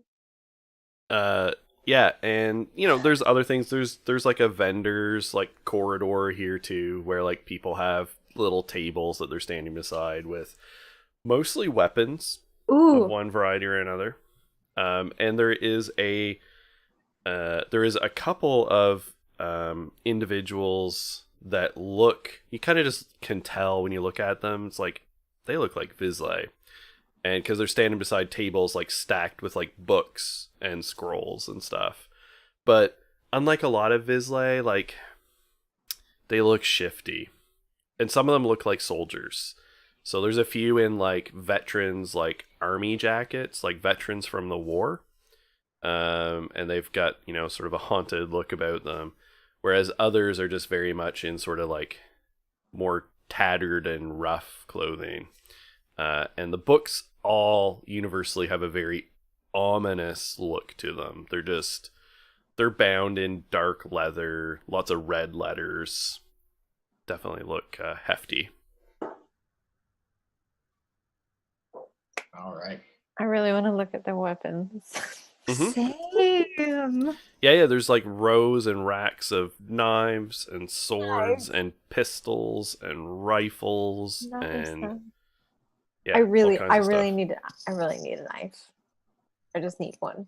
I need to get a knife. Yeah, I need like a cool switchblade or something, please. Yeah. Or you need a butterfly knife. Yeah. You can become a mall ninja. Yeah. And I should say, I meant to do this at the first of the stream, because you guys have had lots of weeks of downtime where you would be doing some stuff. And you should be earning some mage coins in like downtime, because we don't necessarily do stuff on the streams that would be like doing favors for people. You'll get some that way. But all of you should consider that you've got, let's say, 8 mage coins that you've earned over the last couple of weeks. That sounds like a lot of money. That's good. That's some I need- good shit. 24 of those. Jeez, Oh my god. what are you trying to get? I want to go to the changeries in the future. Mm, All right, well, that's right. I'm Hey, gonna go look at the weapons, presumably with Henrietta. if we all pool our money together right now, we can get Alice's changeries. We could, or I could get a blade. Mm. Yeah, and so like mage coins are what you would spend on like real magical stuff. So like objects of power. There is, for instance, among the blades, there is someone selling, you could tell, a strange instrument known as a bladed sortier. So wands have kind of gone out of fashion in Saturnine as a implement for helping with your magical abilities. So instead it's a sortier, which is a lot like a wand, but it's kind of curved and it's got a different look to it. And the bladed one in particular, you actually hold, and it's got a crescent blade that covers over your hand. So it is both useful for doing magic, and so it gives you extra sorcery bene and stuff like that, but you can also use it as a weapon. Shit. That sounds heckin' great. Yeah, it's 3 mage coins. There's a variety of other sortiers there as well, at different prices. There is also like blades of various kinds. Most are just cost crystal, cost orbs. Some of them are kindled. Some of them are objects of power. There's some big heavy weapons, so like 2-handed swords and axes and like long rifles and things like that. Basically like a fancy sniper rifle. Hey, Henry, Hmm. didn't you always want a sword ever since you saw that? Shira? When we didn't know, when we were in the gray, and you made me watch all 7, 8 Harry Potter movies in one go, and the one kid pulls the sword out of the thing. Yeah, the sword of Galadriel or whatever. That's the one. Didn't you always want a sword? It looks like a good opportunity. Since the gray's all lies, that's equally as true as getting Yeah, I said it, nerds. Perfect. Obviously, I know it's a sort of Glorfindel.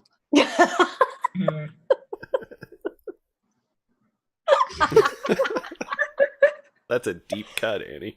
That was, yeah. Oh my Thank God. you. No, you're right. I do really want a sword. And if we're gonna keep getting into trouble, maybe a sword would be useful. Yeah. Yeah, well, if you see one you like, let me know. Yeah, there's a variety of like pretty well made blades there, that are just blades, right? Like mundane swords. Most of them seem to be like about 20-30 crystals, for blade. They come in different varieties. And then like there's a few fancy ones there. There is one that is reticulated. Mm. And that one's very expensive. That one's 150 crystal. Good lord. Are there any magic swords? Are there any swords that might go shrink? Like Link's sword, where it just shoots out a bolt if you're at full health, maybe? Or maybe not like that. Maybe not like that at all. I don't know, I'm just spitballing here. So there's a couple of the reticulated sword is definitely enchanted. It's a kindled item. There's a big 2-handed sword that's also kindled. So one of those is 150, the other one's 160 crystal. And most of that seems to be sort of the going rate for like kindled swords that have some magical oomph to them. is there like a cool like short sword that might be kindled? Maybe Mm-hmm. a one-handed doodad. I mean, I'm sure Henry is tall, but I don't know if she could actually wield a two-handed sword, like logistically. Yeah. So the swords, the like medium, like one-handed ones. Yeah. So it's it's like 150 crystal for a kindled one. Is it pretty? Oh yes, absolutely. That's what I want to hear. I'll buy the pretty sword. That way. Yeah. I'll get it. No, Lucky, you don't. Oh yeah, come on. Are Come you on, sure? it's something you've always wanted. Oh my gosh. I mean, It's silver and gold, and it's got this like wave pattern, almost like Damascus steel, but better. yes. It's light. It's got like a almost like a basket sort of hilt on it. Oh, I love it. Are you sure? Yep. This is. Thank you, Lucky. Deduct it from my character sheet right now. Oh my gosh.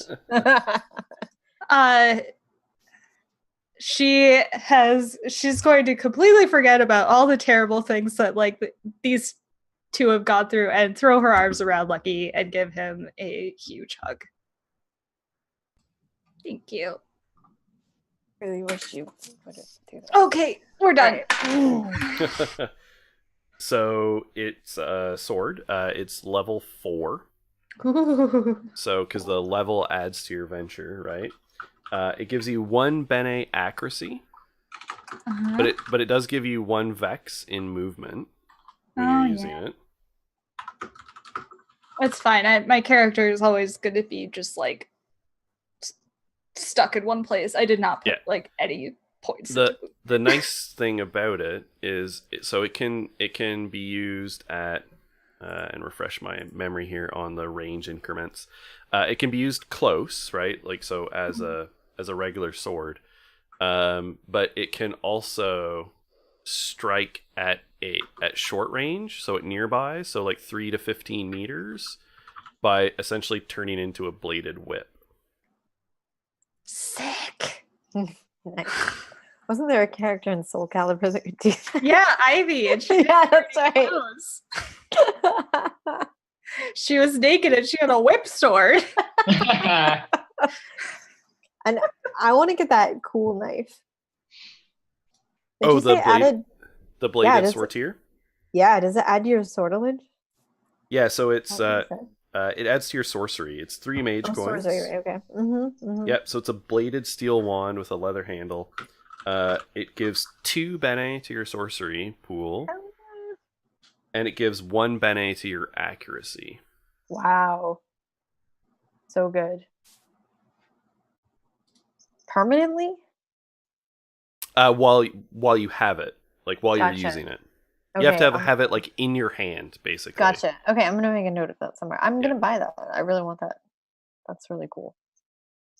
And it's got like a little like holster that it sits on your hip, where it's Oh my bladed, God. like That's absurd.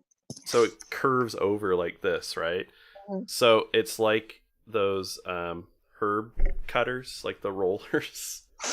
Right? Yeah, right. Right. That's And, what I'm picturing. and so it except- sits in a little holster on your hip that's horizontal, so it's kind of like those like horizontal cell phone holsters, but it holds the blade.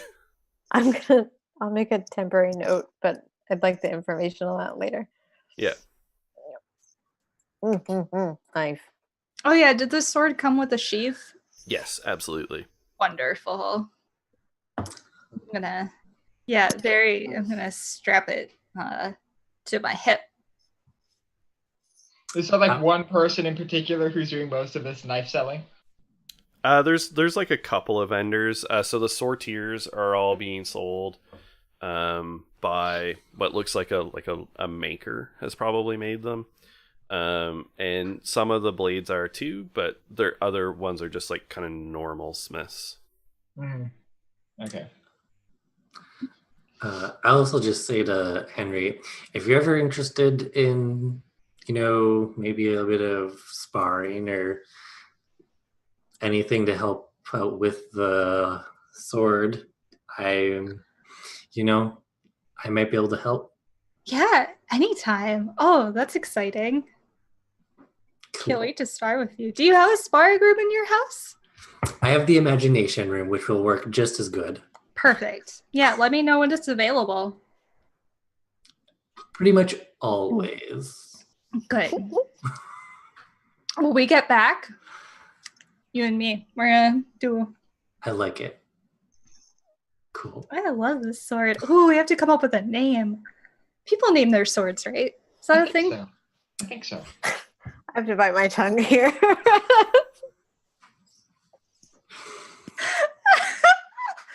That.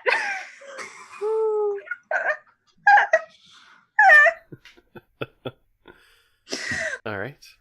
My favorite line from the show. Out of curiosity, in case our original plan goes south, is there a sacrificial knife on sale here? There doesn't appear to be. Gotcha. There is plenty. Like there's a poisoner down at the end selling poisons. Poisoner. Because remember, like none of this is illegal. Mhm. Right. Oh my god, I love poison. Yeah, there's We're a poisoner so- down I there. have the coolest spell with poisons too. Oh my god. Okay, I'm promise we're not gonna turn this into a shopping session. But it's tempting. Oh my god. Okay. Anyway, while we're buying these blades, is Emma looking for the guy? Yeah, I was going to say for the person who's selling the blades, I guess I'm going to ask if that person knows where Ocean is, because I know he uses a blade as a primary weapon, so he might always be shot. Yeah. So let's have a roll here because you're trying to get information out of the guy, Sure. and it's an open place, but it's maybe a little bit sensitive. Yeah. So this will be an interaction challenge. I'm gonna say this guy is, let's say, for purposes of his interactions, he is a level 6 challenge. Okay. Let's see. Where are my skills? Here they are.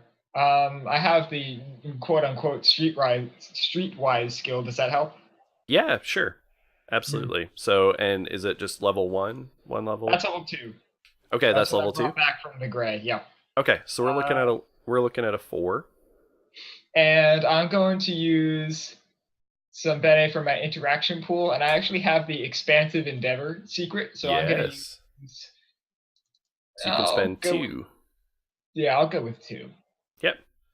All right, so that takes it down to a 1. Yep. Or no, a 2. Sorry. Yep. That's a 6. Excellent. All right, so you're working him. So like the streetwise is almost like a fast talk. Like you're talking quick enough that he lets slip stuff without really thinking about it too much. And he just says, "Oh yeah, Orson. Oh yeah. He's down talking at that there panel, right now." Which one? There are Ooh. 2. There's the one about. Not the grief one. That's slightly less comforting, but thank you. It's DeathCon. Yeah, but I suppose it was still too much to hope that we might find a regretful assassin who's done with that life. But, well, we found our man, so let's get to it. You found your man. Yep, we did.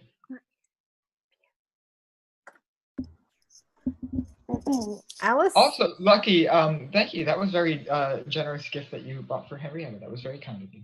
You don't need to thank me. It's not for you. It has nothing to do with you.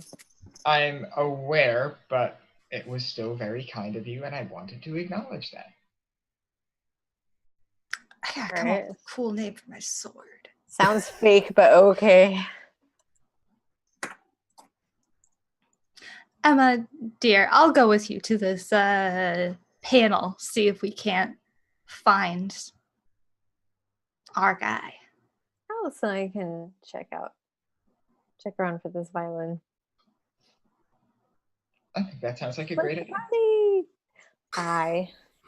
Should we meet up back at that part of the bar over there? If we have to. Yeah. Well, just so we can regroup, Lucky, so that we can all leave together. I was kind of hoping. All right. I'd rather not lose anyone in the murder convention, Lucky.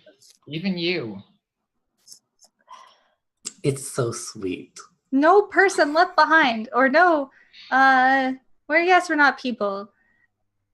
No Vikings left behind on this day. Let's go, Alice. Let's just go over here. Okay, Out good of luck at the panel. curiosity, are there any Visley Viking helmets for sale? There are no Viking helmets. There's lots of fashionable hats. There's someone selling caps that'll say DESCON. I will find a Viking helmet some other day then. We can make Joke one. needs payoff. Ooh. All right. So in the panel, you sort of like sneak into the back, and there's like the long table at front with a variety of men and women sitting at it, all human. I don't think demons care much about giving advice to people about what to do after you've murdered somebody.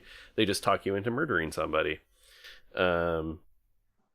But so there's a variety of men and women, and at the far end, there's like a little name tag out front, and Orson appears to be seated at the end of the panel, and he's a pretty stocky individual. He's kind of short, squat, heavily scarred. He's just got like a leather like vest on. So he's like shirtless underneath, but just with this leather vest on.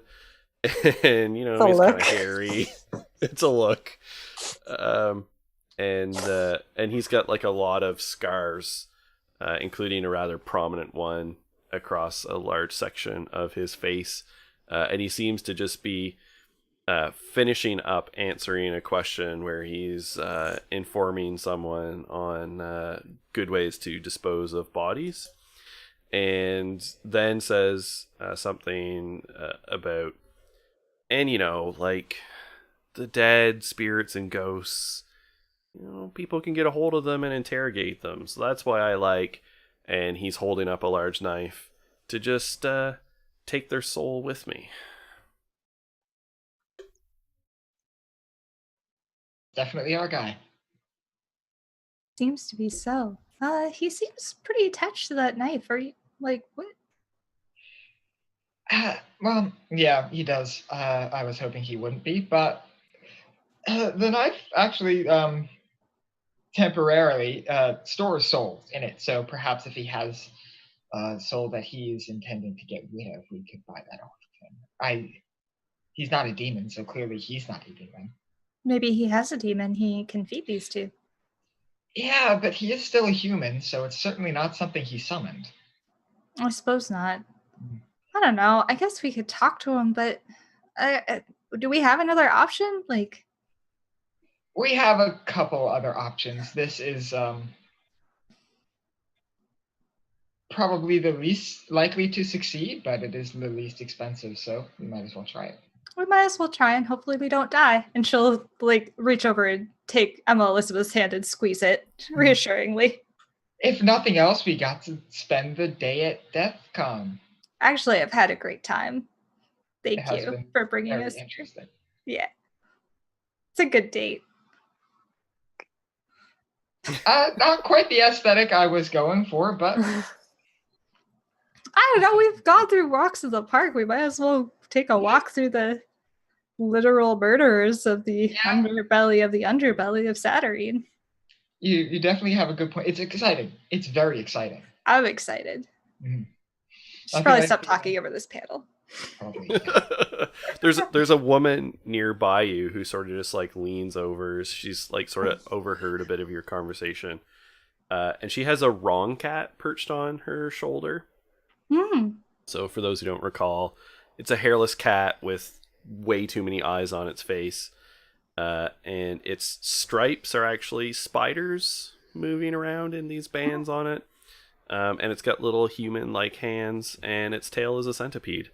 And she just kind of scritches it and hands a cookie to it, which it starts to eat. And she goes, "Ah, there, Elvis. That's good. You take that." Oh. And she leans over to you guys and just says, "I mean, it's good to be excited, but also we have to recognize these people are like fucking terrible." Oh, yeah, absolutely. I would not want to meet these people, outside, just, walking about my daily business. Yeah, that asshole's like killed a lot of people. I bet. Yeah. And like taking their soul, I mean, that's just rude. I don't disagree. I mean, just like this whole place is interesting, but like fuck being nice to these people. Mm. I'm just taking it all in. I don't really want to talk to this woman about this. Far be it from me to criticize this person for stealing souls. But as Miss Judge said, this is a judgment-free zone, so I'm just trying to be open-minded and let the experience happen. Yeah, well, Fiora just wants to win more prizes for her little ether cast. I mean, it's a good ether cast, so it's not. Well, mine's better. Oh, you have one too? That's right.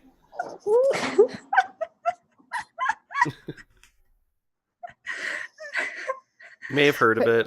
I do it with my friend Karen. Karen. Yeah, Karen the Bisley. Karen the Oh, Bisley. it's not. No, we're not Visley. I'm not there. I'm not there. We're not Visley.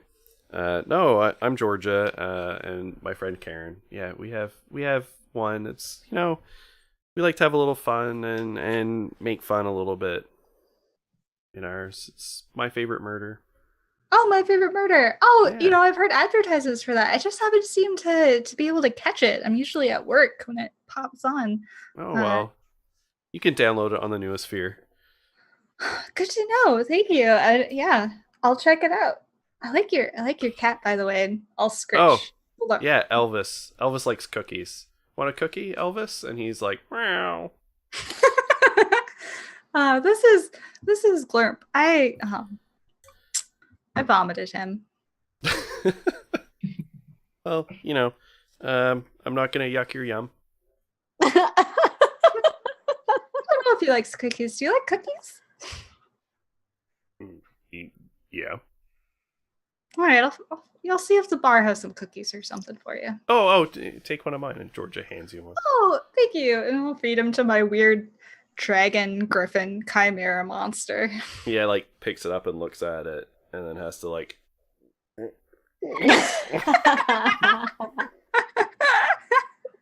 Not one to be left out of the pet conversation. I am going to summon up Mr. Faust for his daily excursion.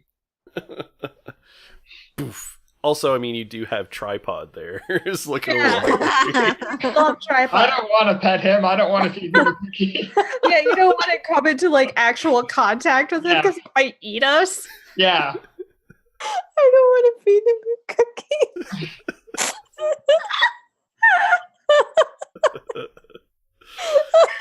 What have All right. we become? All right. So Alice and Lucky are wandering through the bar, and you see a sign that says "A reading of the memoirs of Ignacia Stradivari." Oh, that sounds really boring. Jesus. Lucky, everyone's tales can be interesting, even though mine are better. Can't I just go do something else? Okay, I'll go with you. How did you find out about this anyway? It was in remember when we went to the libraries and we were doing the whole thing with Midnight, and I found this great book that I just took with me, and I want that violin, Lucky. What violin? I want the violin that I just, it's the one in the book. Did I not mention it? I don't think so. We talked about an arm, Ah, a crime. it's actually pretty relevant for DEath Con. You play it, and Alice is going to whisper, and it kills people. Oh, cool. All right. And this guy is somehow related? I think this is the person who made it. Is this what are we just looking for information? Do you think it's here? Did it?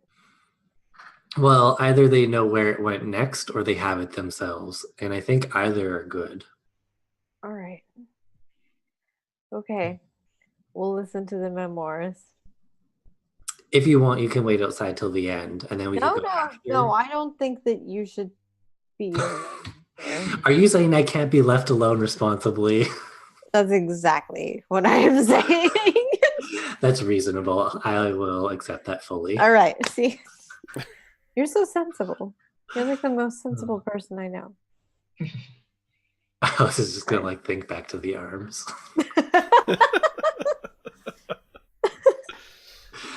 Okay, right, let's go to the Yeah, so you enter the room, and seated in an armchair with like a little lectern in front of her is an older woman, sort of long, big gray hair, competent looking hands, and she's like reading from a book, and there's like a little placard up front that says Ignacia Stradivari, and just as you walk in, she says, "And that is when I laid the black violin in its final resting place and sealed the door forever."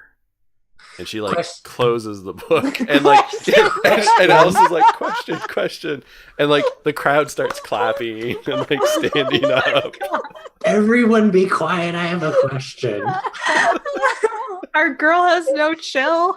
And then just standing in the doorway. Like, Back here.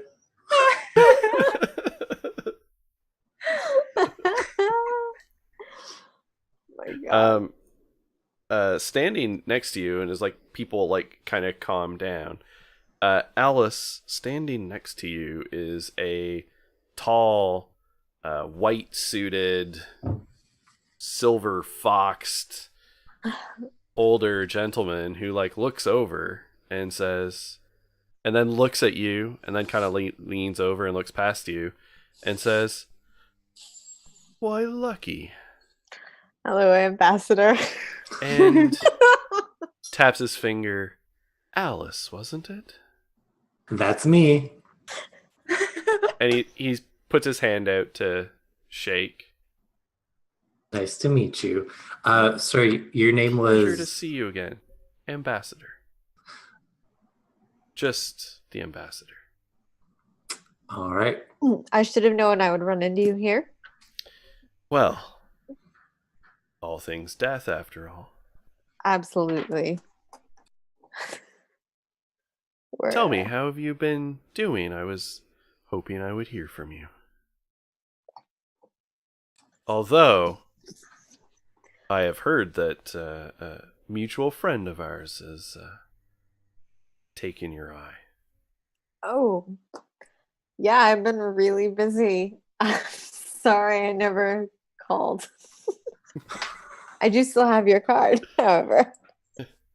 Well, our mutual friend might not like it if you called on me in quite such a social engagement as I had in mind, but Probably not.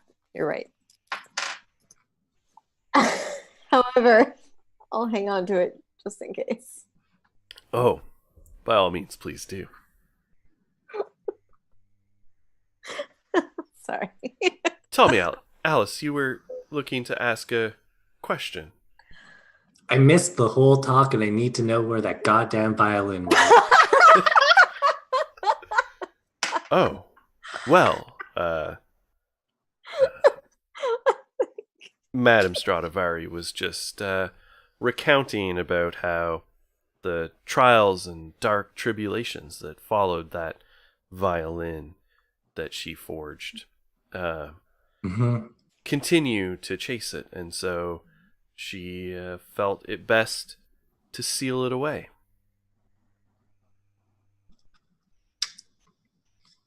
Just, do you know, did she mention where?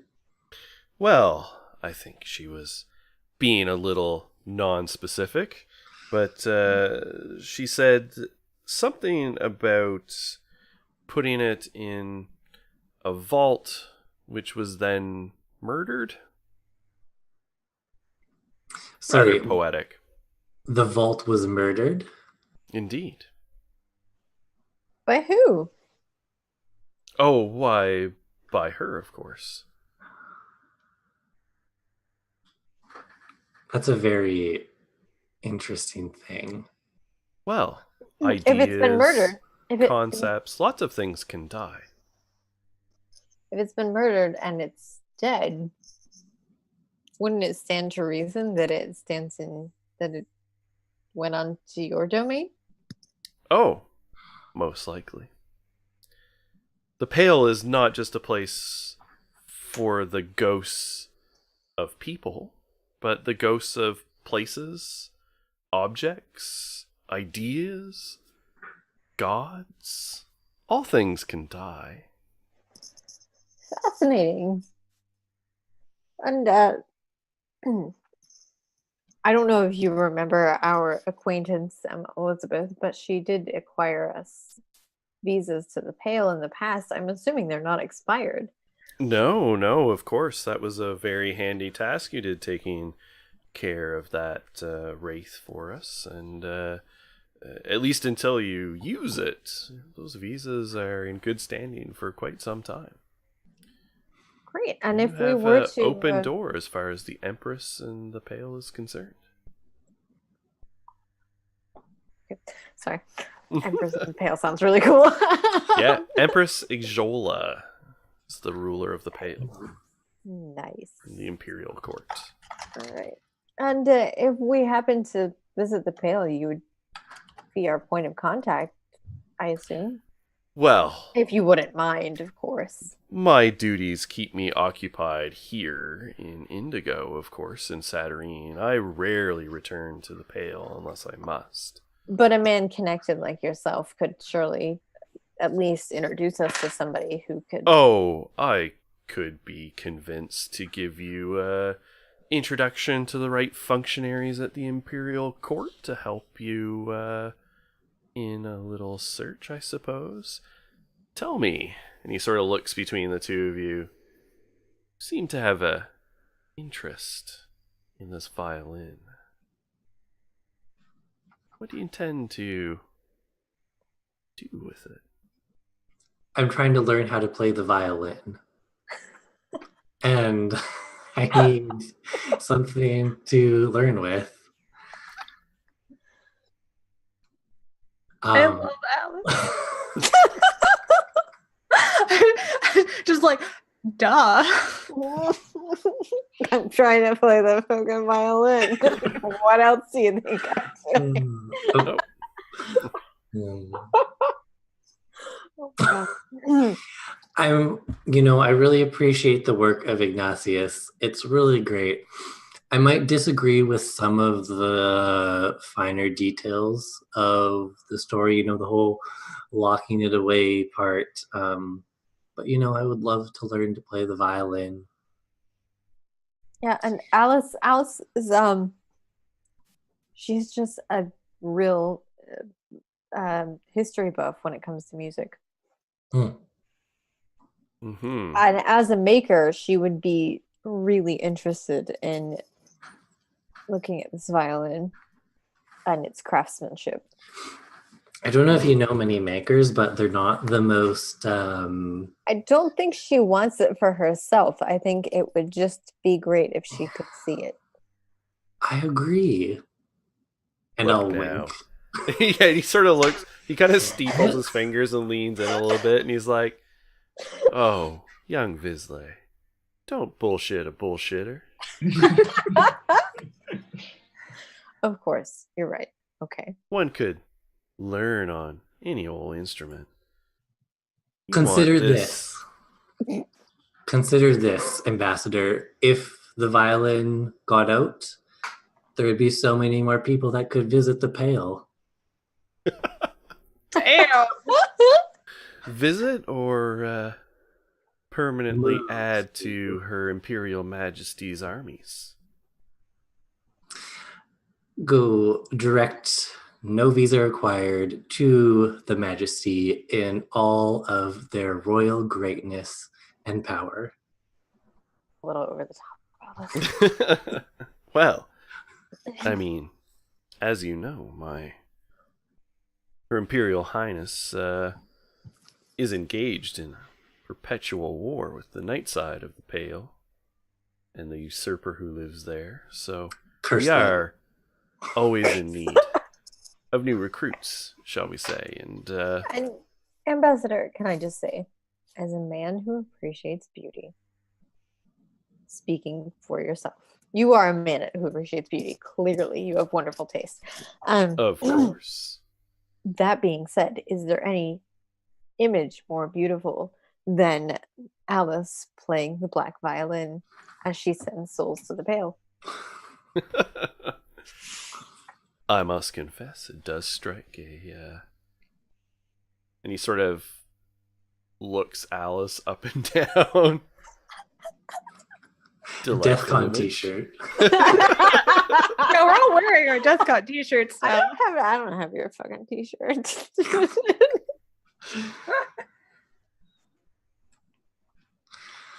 Well, I think perhaps we could arrange something. Although, I do confess I could use a hand with another task. Absolutely. I was just about to ask you what we could do for you in return. Did Lucky just wink? He did. Absolutely. Ooh, boy. Well, there's a sort of library currently housed in the Undersling, in the possession of a man named Tora. Skittish little fella. He gets awful nervous. And, well, if he gets a whiff that something's up, he tends to skedaddle and set up somewhere else. Doesn't sell books or let them out of his possession. This library is rather special, you see. It's known as the Library of the Undone. It houses unfinished books. There's a book there that I need to acquire. Not read, not borrow, but acquire. Absolutely. That can be done. As a team, we are very good at stealing books. We've stolen 2 books so far. We're 2 for 2. 2 for 2 on stealing books. Can Look. we make it 3? Look, you're Vizsla. Books are your thing. Like, books are your jam. You're the nerdiest nerds that ever nerded. Even So Lucky. just yeah. Just give me the information and we can. Well, you'll have to poke around a little bit, but Tora's been hanging out here in the Undersling for a while. The Alright, library is always in his possession. Am I gonna know this book when I see it, or does it have a title? Oh, yes. No, the book. Yes. This book is known as The Treachery of Images. Sounds like a self-esteem, self-help book. Oh, it's a delightful little tome that, well, those of us in the Pale would like to see not be in circulation. Consider Got it it. yours. Absolutely. Excellent. And we'll just find you at the embassy, I assume. You can course. send word to the embassy when this is done, and I'll meet you in a more discreet location. Perfect. All right. And after we acquire this book and get it to you, we'll talk about the violin. We will. So back in the death panel. Mm. As Henrietta and Emma Elizabeth. So it is like in a Q&A session. So people are asking the panelists, continuing to ask them questions. Someone asks Orson about, sentimentality of knives. And he seems to have a rather lot of affection for most of his blades, including the sacrificial knife, that have special significance to him. Right. Oh, yes. Yeah, thank you, Techno Scald, in chat, because that is absolutely something Oh that my has to God. happen.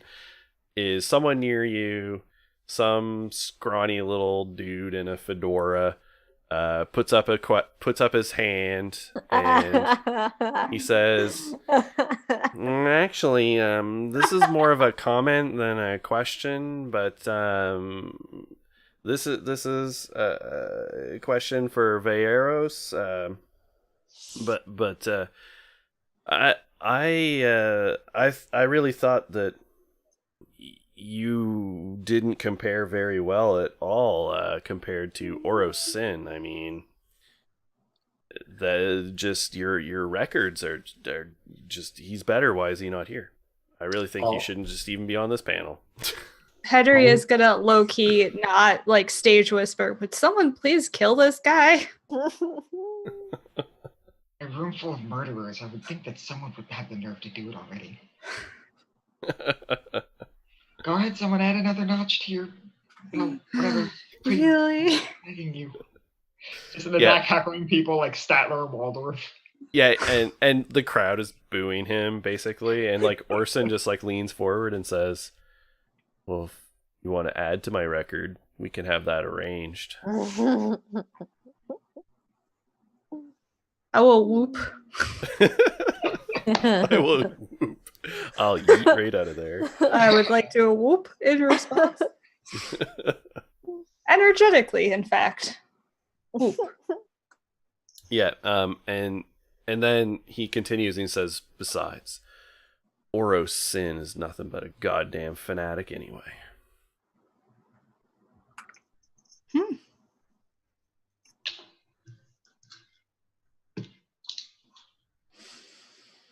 This doesn't really seem like a person we should contend with, Double E.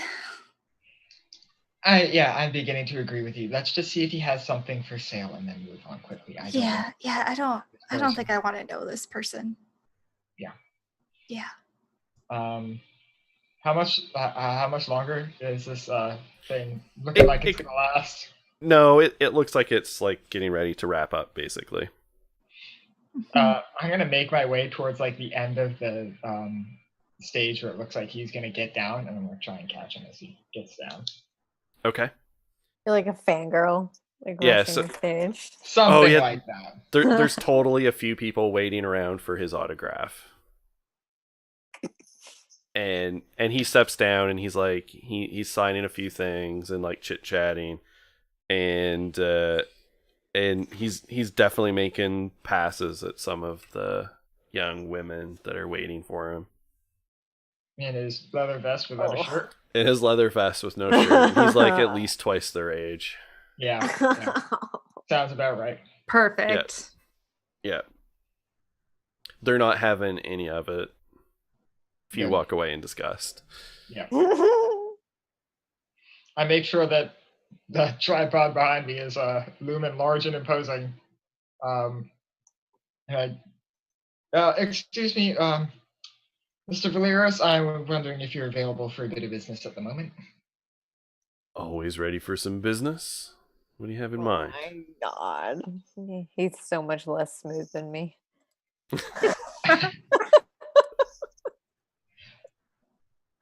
To be brief, I need a soul to complete an agreement with a party from the dark. That's it. That's what it's called, right? The dark. Yep. Dark sun. Okay. Yep, Yeah. the Just wanna dark. make sure. Yep. Yeah. I need a soul to complete an agreement for a party from the dark, and I was wondering if you currently had someone held up in your knife right now that you'd be willing to part with. Oh, not at the moment, I'm afraid. Understandable. Out of curiosity, what do you do with the souls that you've acquired? Oh, well, much like you, they're rather handy payment to people. I'm sure you have your contacts already. What would be the price that you would sell one of these souls for? Oh, I'm afraid I keep these for my own purposes. Should play a new Sooth card here. Sure. Looming Shade.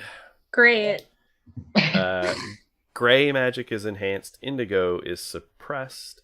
Mhm. This is mysteries, terror, doom, impending danger, and unseen threats. Wonderful. Danger raises its head when this card is turned. And so Orson sort of hunkers, rolls his shoulders a little bit and says, "Oh, I don't sell those. That's a really good pun.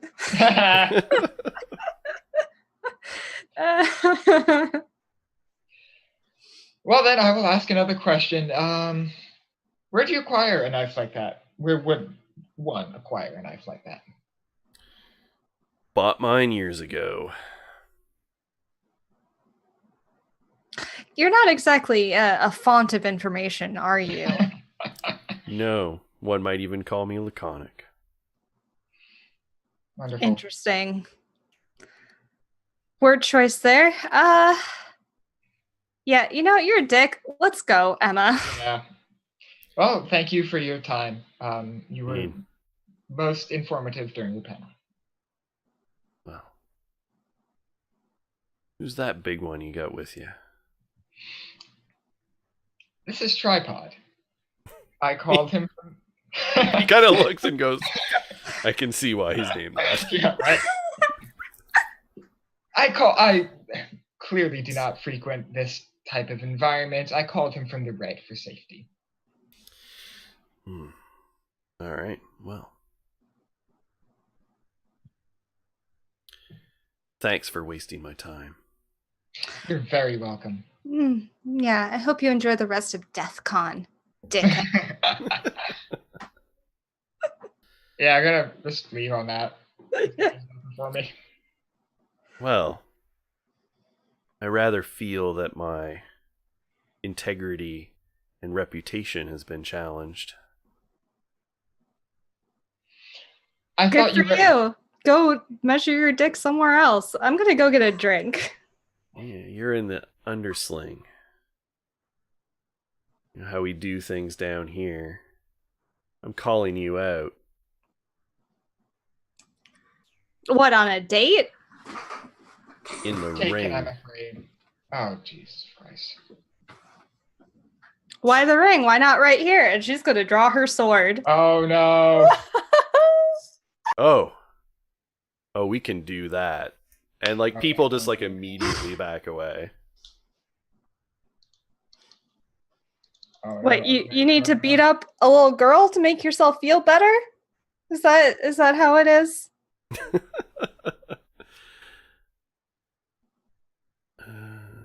Here's what I'm looking for.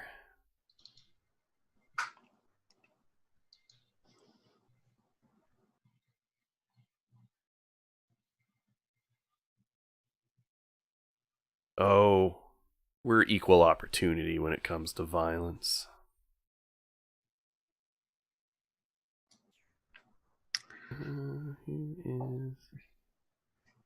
Quick question, Yep. Dan, for undersling / DEFCON culture.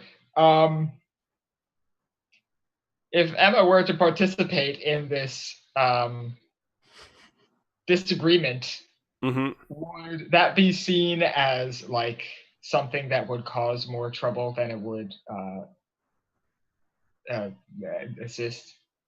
Is it worthy Yeah, endeavor to pursue? probably. Yeah. It would probably not be looked on very highly. Great. Okay. This will be fine. Yeah, This will but be fine. if you can find ways, put it this way, I posted some stuff earlier. If you find ways to cheat, right, to help her without getting caught, that's totally like if you're crafty. Like if you just entered, like stood beside her and like ganged up on the guy, Yeah. that's probably not going to go so well. But if you fight dirty, that's okay. That's being Yeah. crafty. Yeah. Okay. Unless it's like mind control magic, because they don't like that. Yeah. Would striking someone blind be considered mind control magic? No. Got you. All right. I'll keep that in I mean, back unless pocket. it literally says that it's like a mental thing, but I think quite Yeah. literally it probably strikes them blind. And so I guess I will be patiently waiting to see what happens. Great. mhm. This is such a mistake. What a great girlfriend, just not even helping. Wow. So wonderful. What a great choice you've made, Henrietta. So Well, proud. you know, he was rude to some. He was like hitting on some girls, and then he was I just don't being kind of a douche. I mean choice in lovers. Yeah. Great Yeah. choice. Look at her standing on the side. I'm making plans that are not going to get both of us killed. Last thing we need is for everyone to be mad at us. That's probably quite true. Yeah, yeah. All right. I'm just looking for the best thing here to use.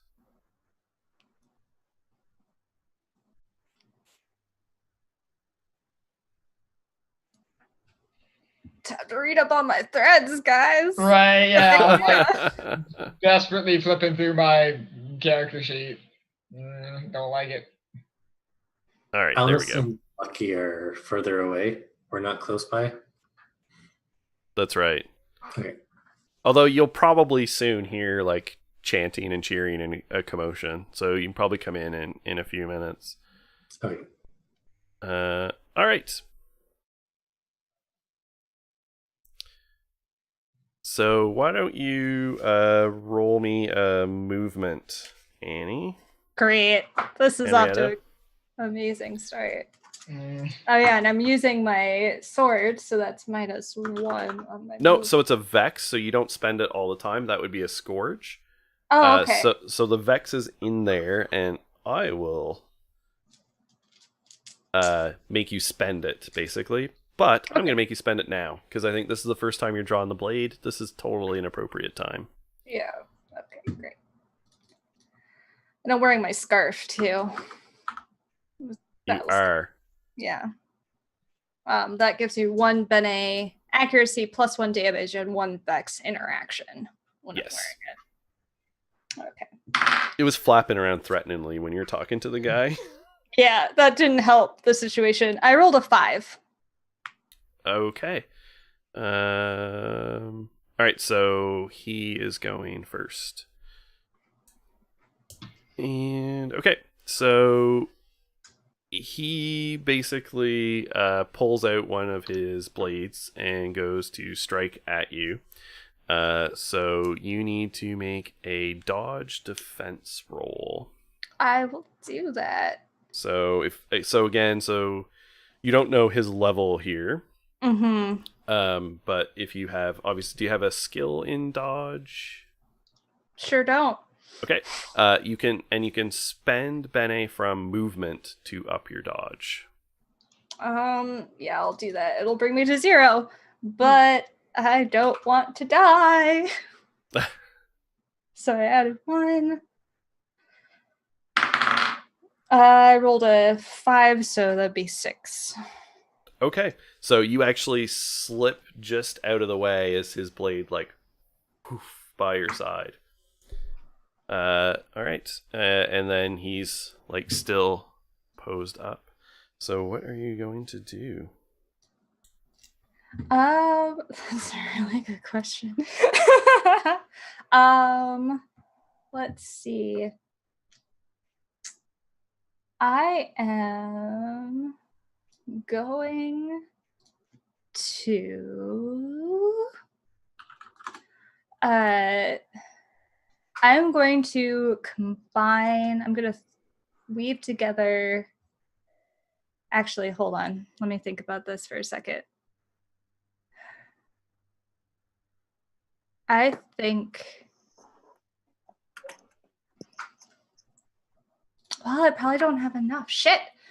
I should have refreshed my sorcery pool before I decided to talk big to a fucking assassin. Well, you can take an action to refresh your pools, or refresh a pool rather.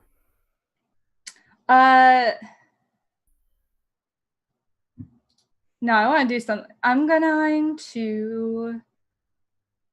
What would the level of effect be if I made myself invisible? Ooh, good question. Levels of effect, probably relatively high. Probably, yeah. I probably can't do it, but I'm curious. Create a visual illusion the size of a medium area is a level 4. Blind a creature is a level 6. 4. It's on level 6. Invisibility, I see it there. Yep, level 6. Okay. Blind a creature, you said? Blind a creature is level 4.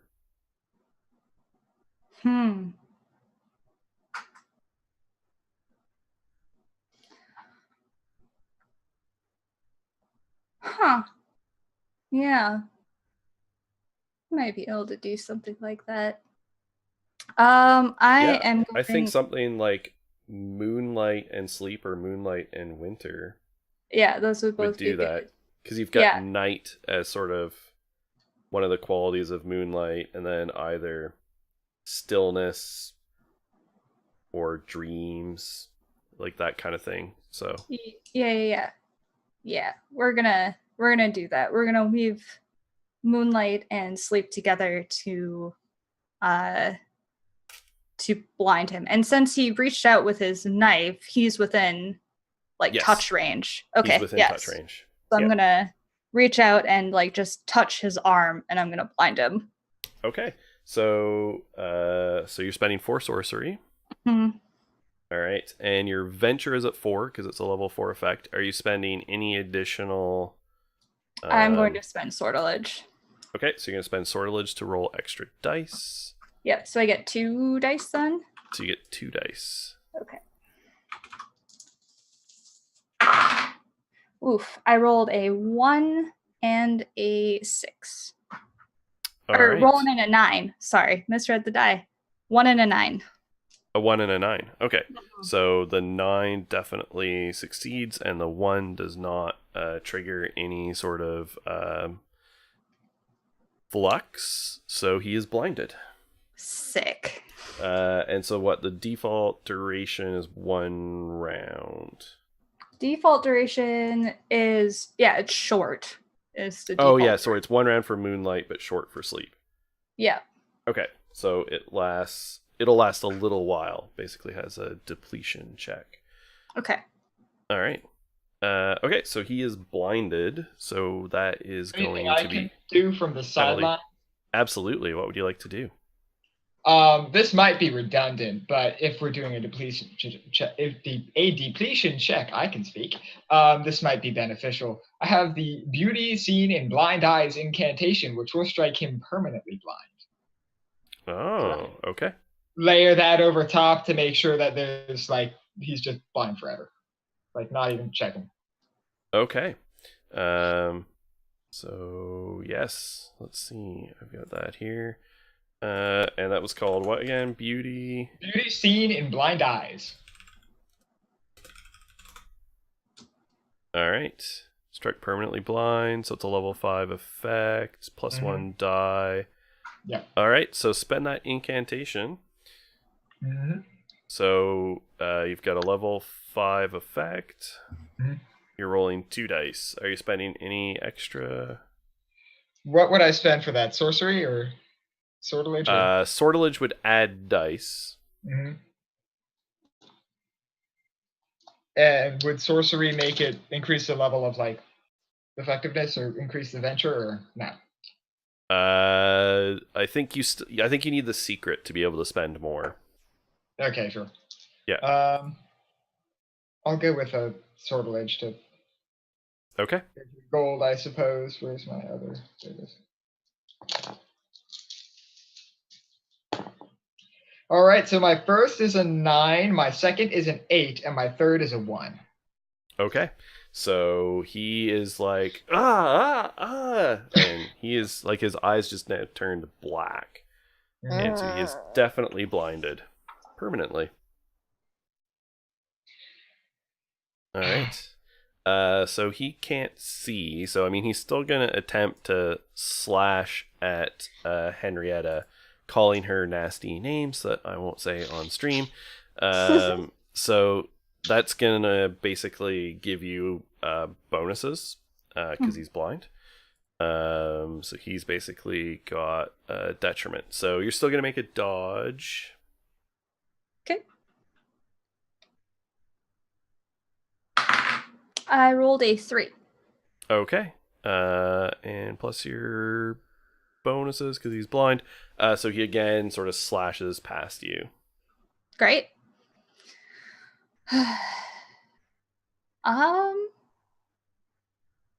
You know,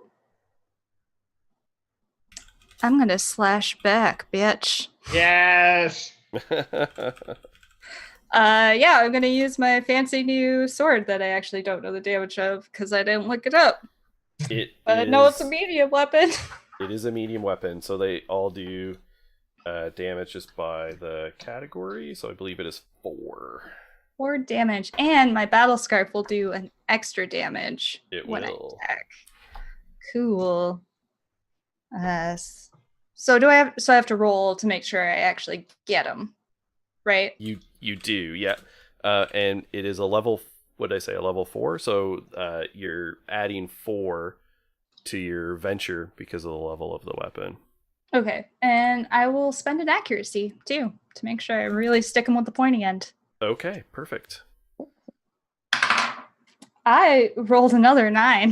Hey, fuck him up. All right, so you whoosh the sword out, and so that's going to do 5 injuries, which is actually going to translate into a wound with carryover, as like you leave this gaping gash across his ribs.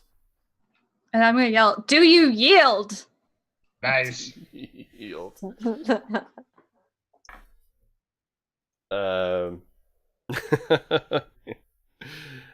Yeah, Jordan, you missed teeth in the stream too. And he growls and clutches and says, "Oh, someone will pay for this."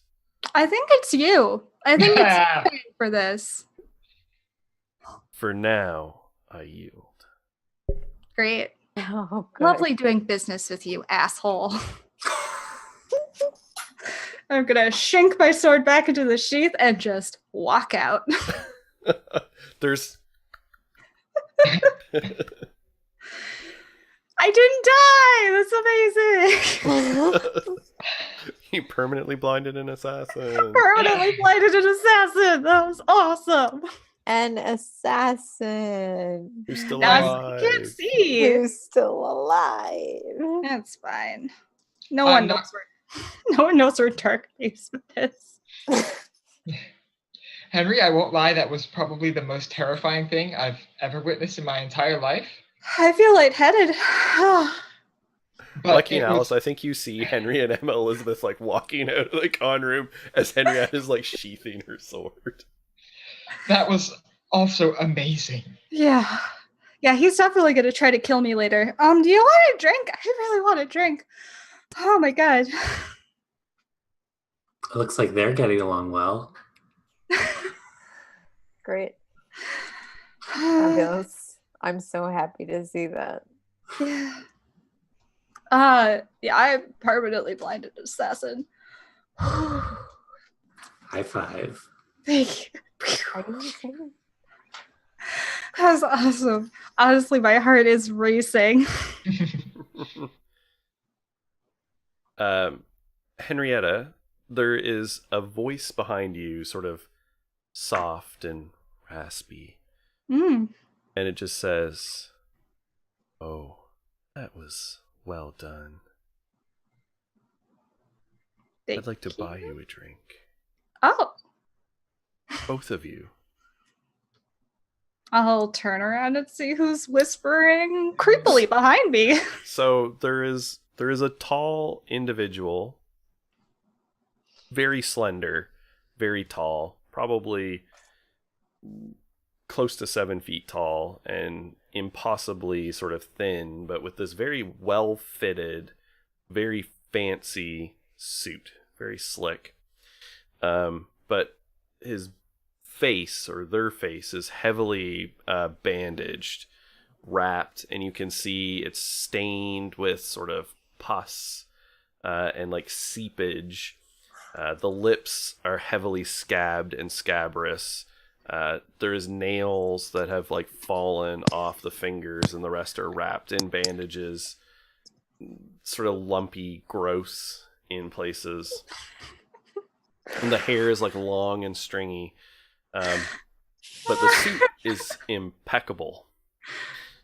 And he says, "I recognized a kindred spirit." And the eyes, which are yellowish in color, very jaundiced, flick over to your counselor, Glurp, who just swallows audibly and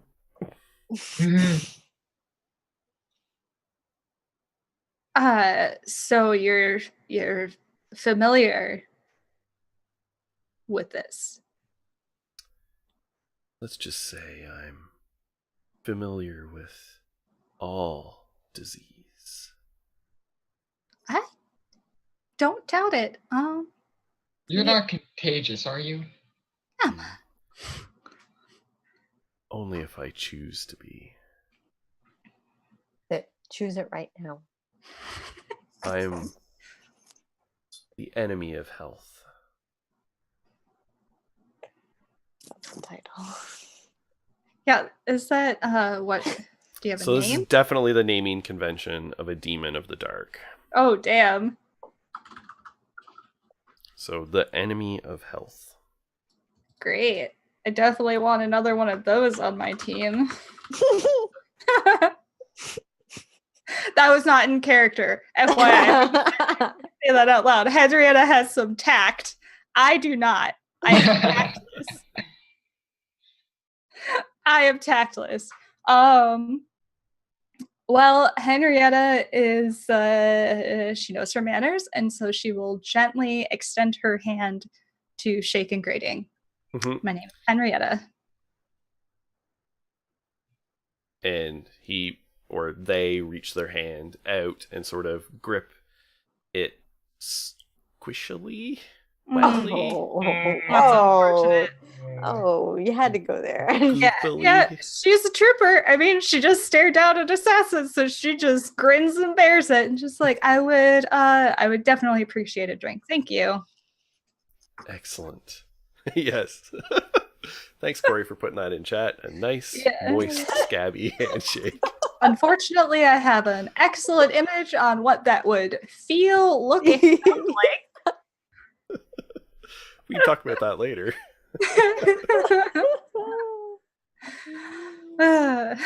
No. And so they sort of usher over, and sort of a table clears, and they sit down at a table, and drinks are brought forth. So, what? I'll just be blunt. Why are you talking to me? Oh, besides our shared kindred spirit. I sensed that the two of you had a deed that you wished, something you wished from that assassin. No? You're not wrong. Granted, it was a bit of a roundabout thing you were speaking to him for.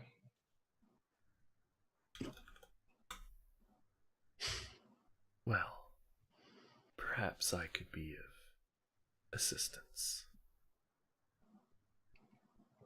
What are you proposing, and what would you look for in return? Well, you struck this assassin blind. I appreciate that. Degrading their health that way. Making it a certain bouquet of anger and despair. It was delicious. I'm glad you enjoyed the show. I was just defending myself. Yes, well, perhaps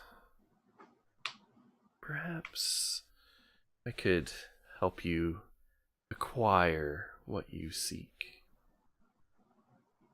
Although, in return, I would need you to spread your gifts.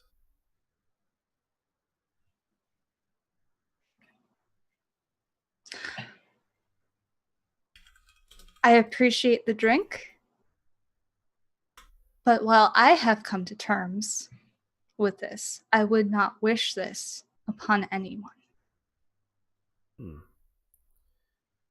Such a shame. Hmm. Well, if you change your mind, I'll be in touch. enjoy the drinks. Thank you.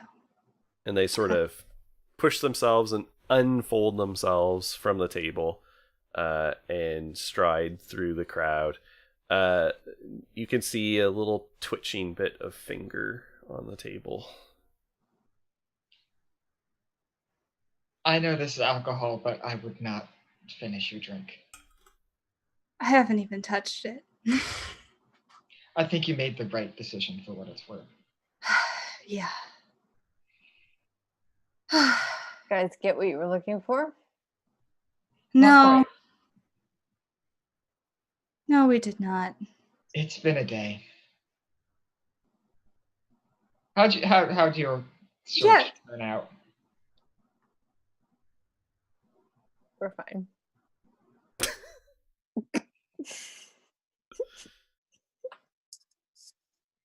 Right? Yeah. Yeah. How do y'all feel about the Pale? We have a visa. It'd be fun to visit. We have to Yeah. visit, don't we? Well, we can't yet. We have to earn our way in. Let me guess. Another favor for our friend, the ambassador? Yeah, we have to steal another book. Oh, that's easy. I just blinded an assassin. He's definitely going to come try to kill me. We should...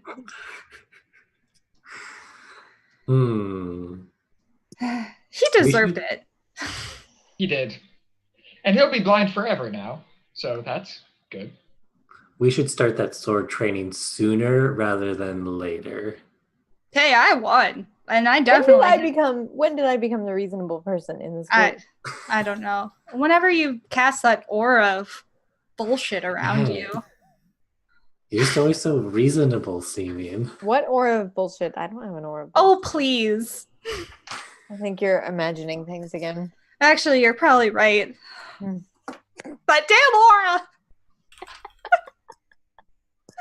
Could someone buy me an actual drink that maybe hasn't been poisoned in some manner? Yes, absolutely. What would you like? I just surprised me. I'm gonna go up to the bar and try and get some sort of emotion drink that, like, makes bad days less bad. I want to go up behind Henry and yell, surprise.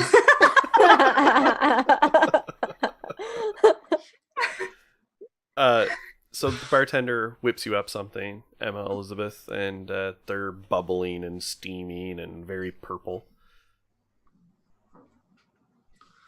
2 for the table. Just 2, huh? Yeah, So just 2. subtle. I'm not dating you, Lucky. Thank Alice is just like, Jesus Christ. Poor Alice. Love triangle. Nightmare. but not the love triangle anyone expected. Nor Honestly, once. we'd really better hope that Corey isn't playing the long game with this, and once he gets really good at telling his fucking stories, he's not gonna write an actual love triangle into our game. Fan fiction time.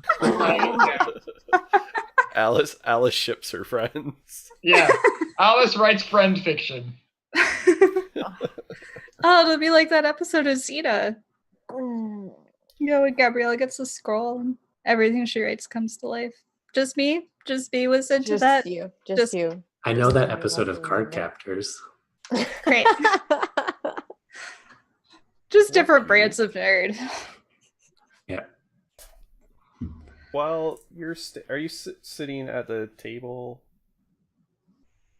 Yeah, we're still at the Yeah. same table. We made him leave, that Mm. weird disease demon. Yeah. So there's a person sort of seated at the table next to you, and they're humming a little song to themselves. And we talked about this. I forget what the song was gonna be. No! We talked No, about this. I know. Oh, that's right.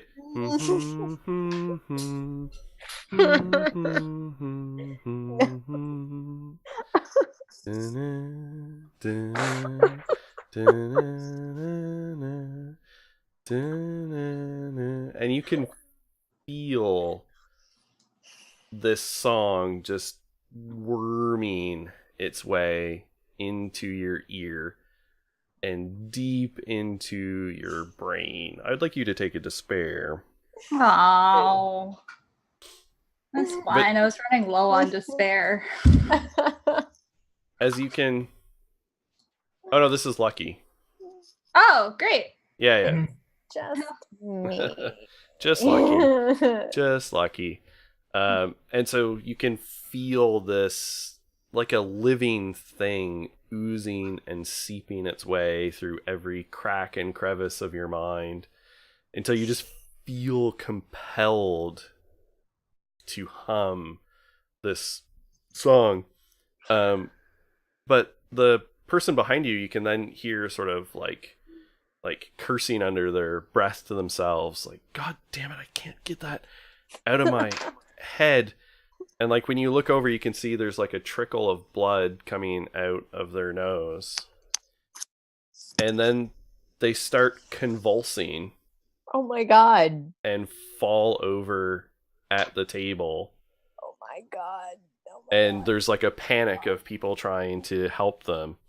And the person is just like convulsing and twitching, and more blood sort of starts sheeting out of their nose. And people are furiously, seeing if they can do anything. And people start yelling for, a doctor. Is there a healer? These are some benevolent murderers. Yeah, and people are like, poison, like... but no one seems to be a healer or anything nearby. Well, hold on. Could I use an action to refill my sorcery pool? Yep, absolutely. So you can use one of your action level restores, and you fill back a pool of your choice. Yeah, I'm gonna refill my sorcery pool. Yeah, and they're just like right behind us. Is that Yeah, right? they're right there. Yeah, I'm going to weave together, let's see, recuperation Mm-hmm. and let's see. Endings. No, it's bad. Shit. Yeah, I'm gonna weave together. Softness. Yes, sleep and moonlight with recuperation and softness to try to like ease their convulsions, or like, I don't know, Okay. try to help and calm them down, or Yep. What level of effect are you going to go for? You can heal a wound or probably an anguish as a level 5 effect. Yeah, if they're bleeding out of their face Mm-hmm. and probably having a seizure, I think that's probably level 5. Yeah. Okay, so 2 dice, yes? So you'll be rolling 2 dice, yep, and spending 5 sorcery and adding 5 to your venture. Okay. Oh no! I rolled a 4. Oh wait, no, you don't need to roll. Sorry. Oh, You're great! You're healing someone. You only have to roll if someone doesn't want to be affected. Hey, that's really good because I definitely rolled a 0. Yeah. So no, you don't need to roll. Sorry. So yes, you weave this together, and this like silvery light and cold sort of like buffets around the person, and it sort of eases in, and they stop convulsing, and sort of drift into a bit of a peaceful sleep sort of state. Does anyone know who this is? Can someone claim? Yeah, he's got friends with him. Okay. Is this one claimed? This one claimed? He has friends with him. Good. And we have 3 body parts. Lucky that song is just stuck into your head. The good Lord said. Lucky, are you okay? Yeah. What's up?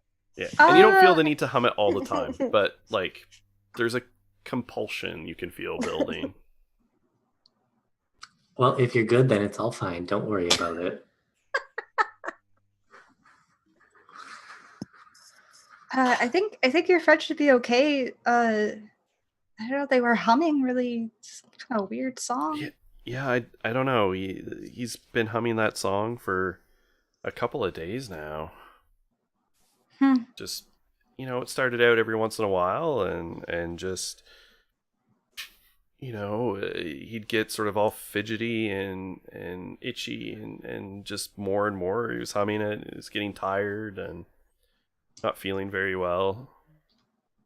We thought, maybe we'd take you out to Death Con, cheer you up. He's a big fan of My Favorite Murder, Oh yeah, who is it? It's really nice of you. Yeah, I guess if he keeps humming it, you should maybe should consider taking him to the earworm clinic in Fartown, if you've heard of it. Oh no, I haven't. Where's it at? Oh, where is that at? I forgot the name of the street. It's in your neighborhood. Yeah. Yeah. Yeah, if like that bodega, and then just keep going down a little bit. Yeah.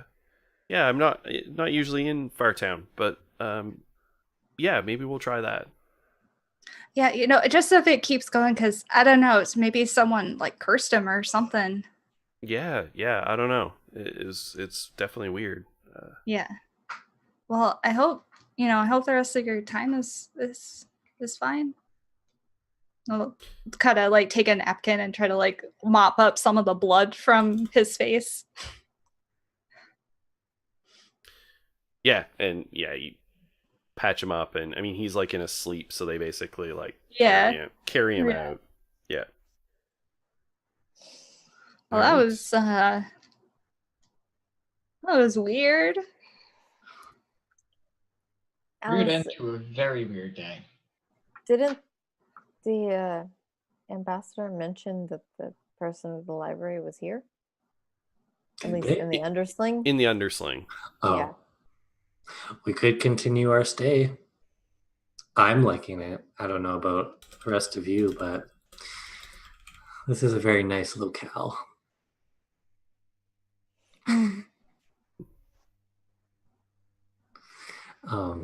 Henry and Emma, the person who we're supposed to look for to find the book that we need is supposedly here. Oh, that's handy. Mm-hmm. Well, we might as well do it if we're already down here. Yeah, how long have we been here? You've probably been at the con for a couple hours. Okay. Well, I guess, should we finish our drinks and then maybe try to find this guy? What's his name? Well, Lucky and I don't have drinks. Just gonna point that out. Yeah. Nobody bought us any drinks. I'm sorry. It was just my head's in a different place. I had a weird thing. I'll get you guys stuff. Yeah. Nobody's blaming you. There is definitely like a round that has appeared at your table now for like helping this person. Oh, well, that's nice. Yeah, here, enjoy. Getting a lot of attention today. I don't really know. If I like it. But hey, alcohol, free alcohol. Cheers. Cheers.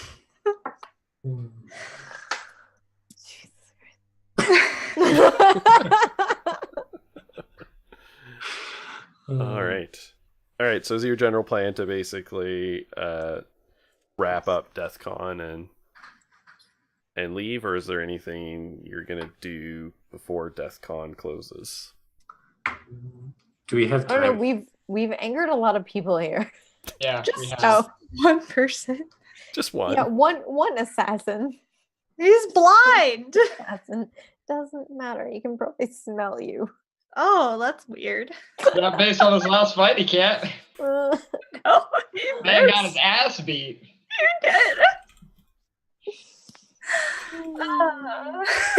did. No, Matt, that's gross. All right. So if that's pretty much all you're gonna do at DeathCon, then that is probably a pretty good place for us to wrap and for the night and come back next week to pick up in an unusual pick up immediately after the session. I think for you guys to look for the Unfounded Library or the Library of the Unfound. All right, excellent. Well, thank you very much, everyone, for tuning in to our shenanigans tonight. And we're going to go around and do our little wrap up and talk about anything in particular that brought characters joy or despair or acumen on their arcs. And I guess, and then we'll go around again. So let's start with Sam and Lucky. Cool. This is a tough one. I definitely did not advance any arcs. Just it didn't relate to anything I'm doing at the moment.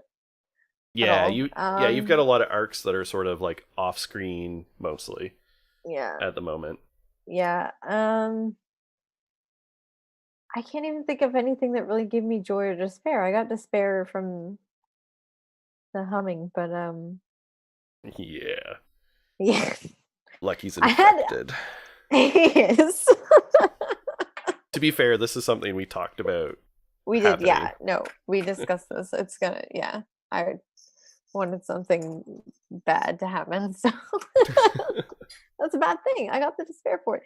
I know, and like the day that Sam was like, I want something bad to happen, I was like, well, I got this new book. And lo and behold. I mean, I can't even think of any joy. Can anybody help me out here? I really don't think I made any progress. Yeah, I don't think there was don't think anything I for had a your good day. Yeah, I don't think there was anything for your apostate, and none of your No. forte stuff really came into play. So No. So it was just Yeah, Matt says you Oh. got a knife. You finally got your knife. yeah. I bought a knife, but Yeah, I and wouldn't know. you bought Henrietta a sword. Did that not bring you joy? It brought her joy. Well, if it brought her joy, it brought me joy. Oh, and to be fair, I think it also kind of irritated Emma Elizabeth. That brings me a lot of joy. It either did or actually made Emma Elizabeth actually happy. I couldn't tell whether Emma Elizabeth was being sincere or No, not. she actually was. She was entirely unfazed by it. Hmm. But I think That's Lucky cute. interpreted it as Well, yeah. yeah. Okay. So Okay. yeah, I mean that's like Yeah. your friendship with Henrietta. It's been a little strained. It's been super strained. Yeah. So It's been non-existent. Yeah, we got into a fight. It was bad. It was bad. It was It really was bad. bad. Yeah. Made me feel bad things. all right. So I think that's good. I think that's some joy. All right. All right. I'll take that. What about Sure. Alice? I think Alice advanced a bit of an arc. Yeah. I don't know if we're Transformation. thinking. Yes, I was going to say that one. So since last session, I picked up the transformation arc. And so for the audience, Alice wants her body to become an obsidian reflection of her heart's passions. Which is crime. and- yes, which is crime. So we've got that. And I was thinking, so on the train or when we were going into the undersling, that's when Alice started deciding on the transformation. And I was thinking also that it might come up where the getting the body part might also contribute to that. So I don't know if that's the same one or if that could be different ones. Oh right, so because there's the one for like the opening and Yeah, opening is deciding on the transformation, and then the step is you look into how the change can be made and what it entails. Mhm. So I don't know if there's like overlap or if they're different or Right. how we want So to do that. so I think the opening is the one where you spend, right? That's the cost, I think. Yeah. It says cost is wishing for the change, and then I pay one acumen, but then it says for opening, I decide on Oh. it, and then I get a reward. Okay. All right. So yeah, no. So I think that's Okay. so cool. that's two. Yeah. Other than that, I think that's about it. Okay. Yeah, I think that's Alice. Yeah. Do you have anything as a maker for like seeing cool stuff from other makers as like joy? I have to either study or instruct with them for a month, is what Okay. the book suggested. So Okay. that hasn't really come up yet. Okay. Good. All right. That's right. And the violin's not part of an actual arc. It's just like story arc. Yeah. As opposed to character arc. Okay. Yeah. Good. Henrietta. Henry had such a nice time. So I mean, you guys were trying to advance getting this knife. Yeah, You have not gotten a knife. we have not gotten a knife. But I did vomit up a new monster. Oh, that's right. A new level. So that's joy, right? Yeah, a new it was like I think one of the things is you get joy for vomiting up just like different types of creatures. Mm-hmm. Yeah, so a weird chimera monster. That was pretty cool. Got a cool sword that doesn't really relate to anything, but it made me feel really good. I got to weave together a new thing, Yes. and I totally slashed a guy. All right. So I think you get joy for the new weaving effects for sure. Because Mhm. and you've done two different things, so that's 2 joy. Hey yo. For the new monster types, I think that's like you've done counselor, so it would have to be like a different one of those, like guard or whatever, as opposed to just a new Gotcha. form, because the Gotcha, form's just gotcha. sort of the aesthetics. Yeah. Yeah. Yeah, it was just a good Yeah. time. I mean, I'm probably having a weird assassin after me, and demon trying to tell me that like more people should be infected with a virus that kills like 70% of the people it comes in contact with was a little less than fun, but you know, it's fine. Yep. It's all good. It's all good. Oh, and I would say that Henry had a nice moment with Emma Elizabeth and did consider this a date. Oh, right. Yes. So that's going to be acumen for Emma Elizabeth, probably, right? Because you're the one with the actual arc, or did you both open the arc? We Both opened the arc. opened it. We split the cost. Oh, that's right. Yeah. Okay. So you Yeah. both will get acumen for that, for advancing your romance arc. Yay! Yay. That's so great. Okay. Excellent. Yeah, and Henrietta, I think actually it's probably worth a despair the whole like you should spread your death virus. That was probably pretty unsettling Yeah. from a demon of disease. Yeah, not great. Not really what I was looking for. All right. So Emma Elizabeth, so you got the acumen for Oh that. god. I think She you had have such not a day. Yeah, I think you have not advanced your help a friend arc. No, I have not. The tripod was the most powerful creature I've summoned so far. Oh, there we go. So that's joy. Yeah, level 5. So I think that was joy. I think she got to. I don't know if this is strong enough to be despair, but she's definitely not pleased with like not coming away with anything from this excursion. Like she paid for everyone's boat tickets. She paid for everyone to get in. She invested a lot of time and effort into this, and it's been fruitless. Had to spend time with Lucky, like Yeah, right. God, I should take a despair for every moment I have to spend with her. Yeah, I think I buy that as a despair. Yeah. And I don't know, again, if this would count as a despair or a joy or anything, but I definitely think she was feeling some strong emotions through the entire time of like that fight. Like she was like, oh God. Like, because this guy has a knife that fucking eats souls. So if she gets killed by that, like that's fucking it. Yeah, and that's So, the knife he she was was- using too. Yeah. If I failed was to mention having- that. Oh, Yeah, I no, assumed. Yeah. There were problems with that. So I don't know if it counts as joy, as a despair because it happened or a joy because she won. But she had a lot of feelings in a very short amount of time. Yeah. Hmm? Yeah, I think sort of, it's wrapped up in the acumen of your character arc, I think. Yeah. Yeah. All right. Excellent. All right. Well, we can go around and do our final sign-offs and promote anything we want to promote. I will just remind people, tune in tomorrow night at 8 Eastern for Urban Shadows. Matt Foreman in chat will be there.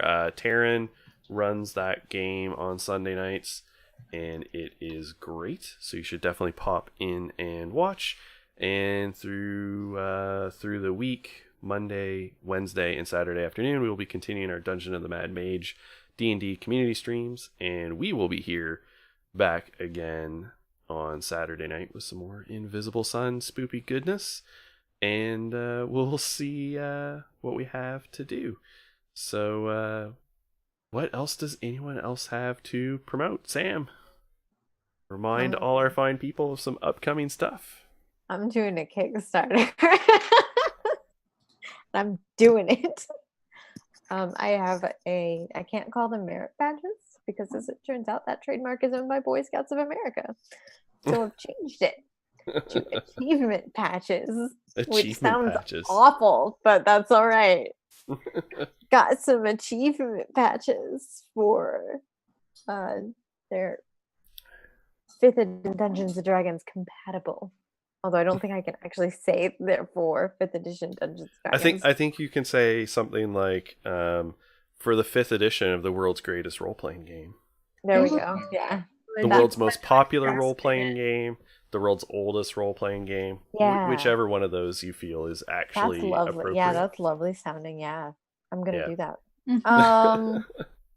That's coming up on Tuesday. I've been tweeting Excellent. about it a lot. They're also and not gamer badges. They're not gamer badges. They gamer were badges. never called gamer badges. Never, ever. And that's about all I got going on at the moment. It's that. Really looking Excellent. forward to it, though. So Excellent. check We it are out too. on Tuesday. We are too. Gonna back it. All right. And anything from anyone else? Nope. All right. No, nobody. Okay. Same for Sleep. me. Nothing other than Invisible Sun, and a big thank you for all of you who've hung out and chat and made it lively once again, and our new subscribers and resubscribers and followers and all of that. We really appreciate it and love you hanging out for some VR after dark. And we're gonna go to Definitely bed. after dark. Sorry, Yeah. you mentioned demon penis today, so Oh yeah, Yeah. we went. Oh, we yeah. went Definitely, right for yeah, it from we the went get go. we really went there tonight. Yeah, we Yeah. went hard, guys. We went hard with the demon penises. And Tripod didn't even get to smash. No, You did not. Unfortunately. He just lingered in the background. Just- there's he time just yet. lo- So He just loomed in the background, Yeah. resting on his amazing. All right. tripod. Oh god. All right.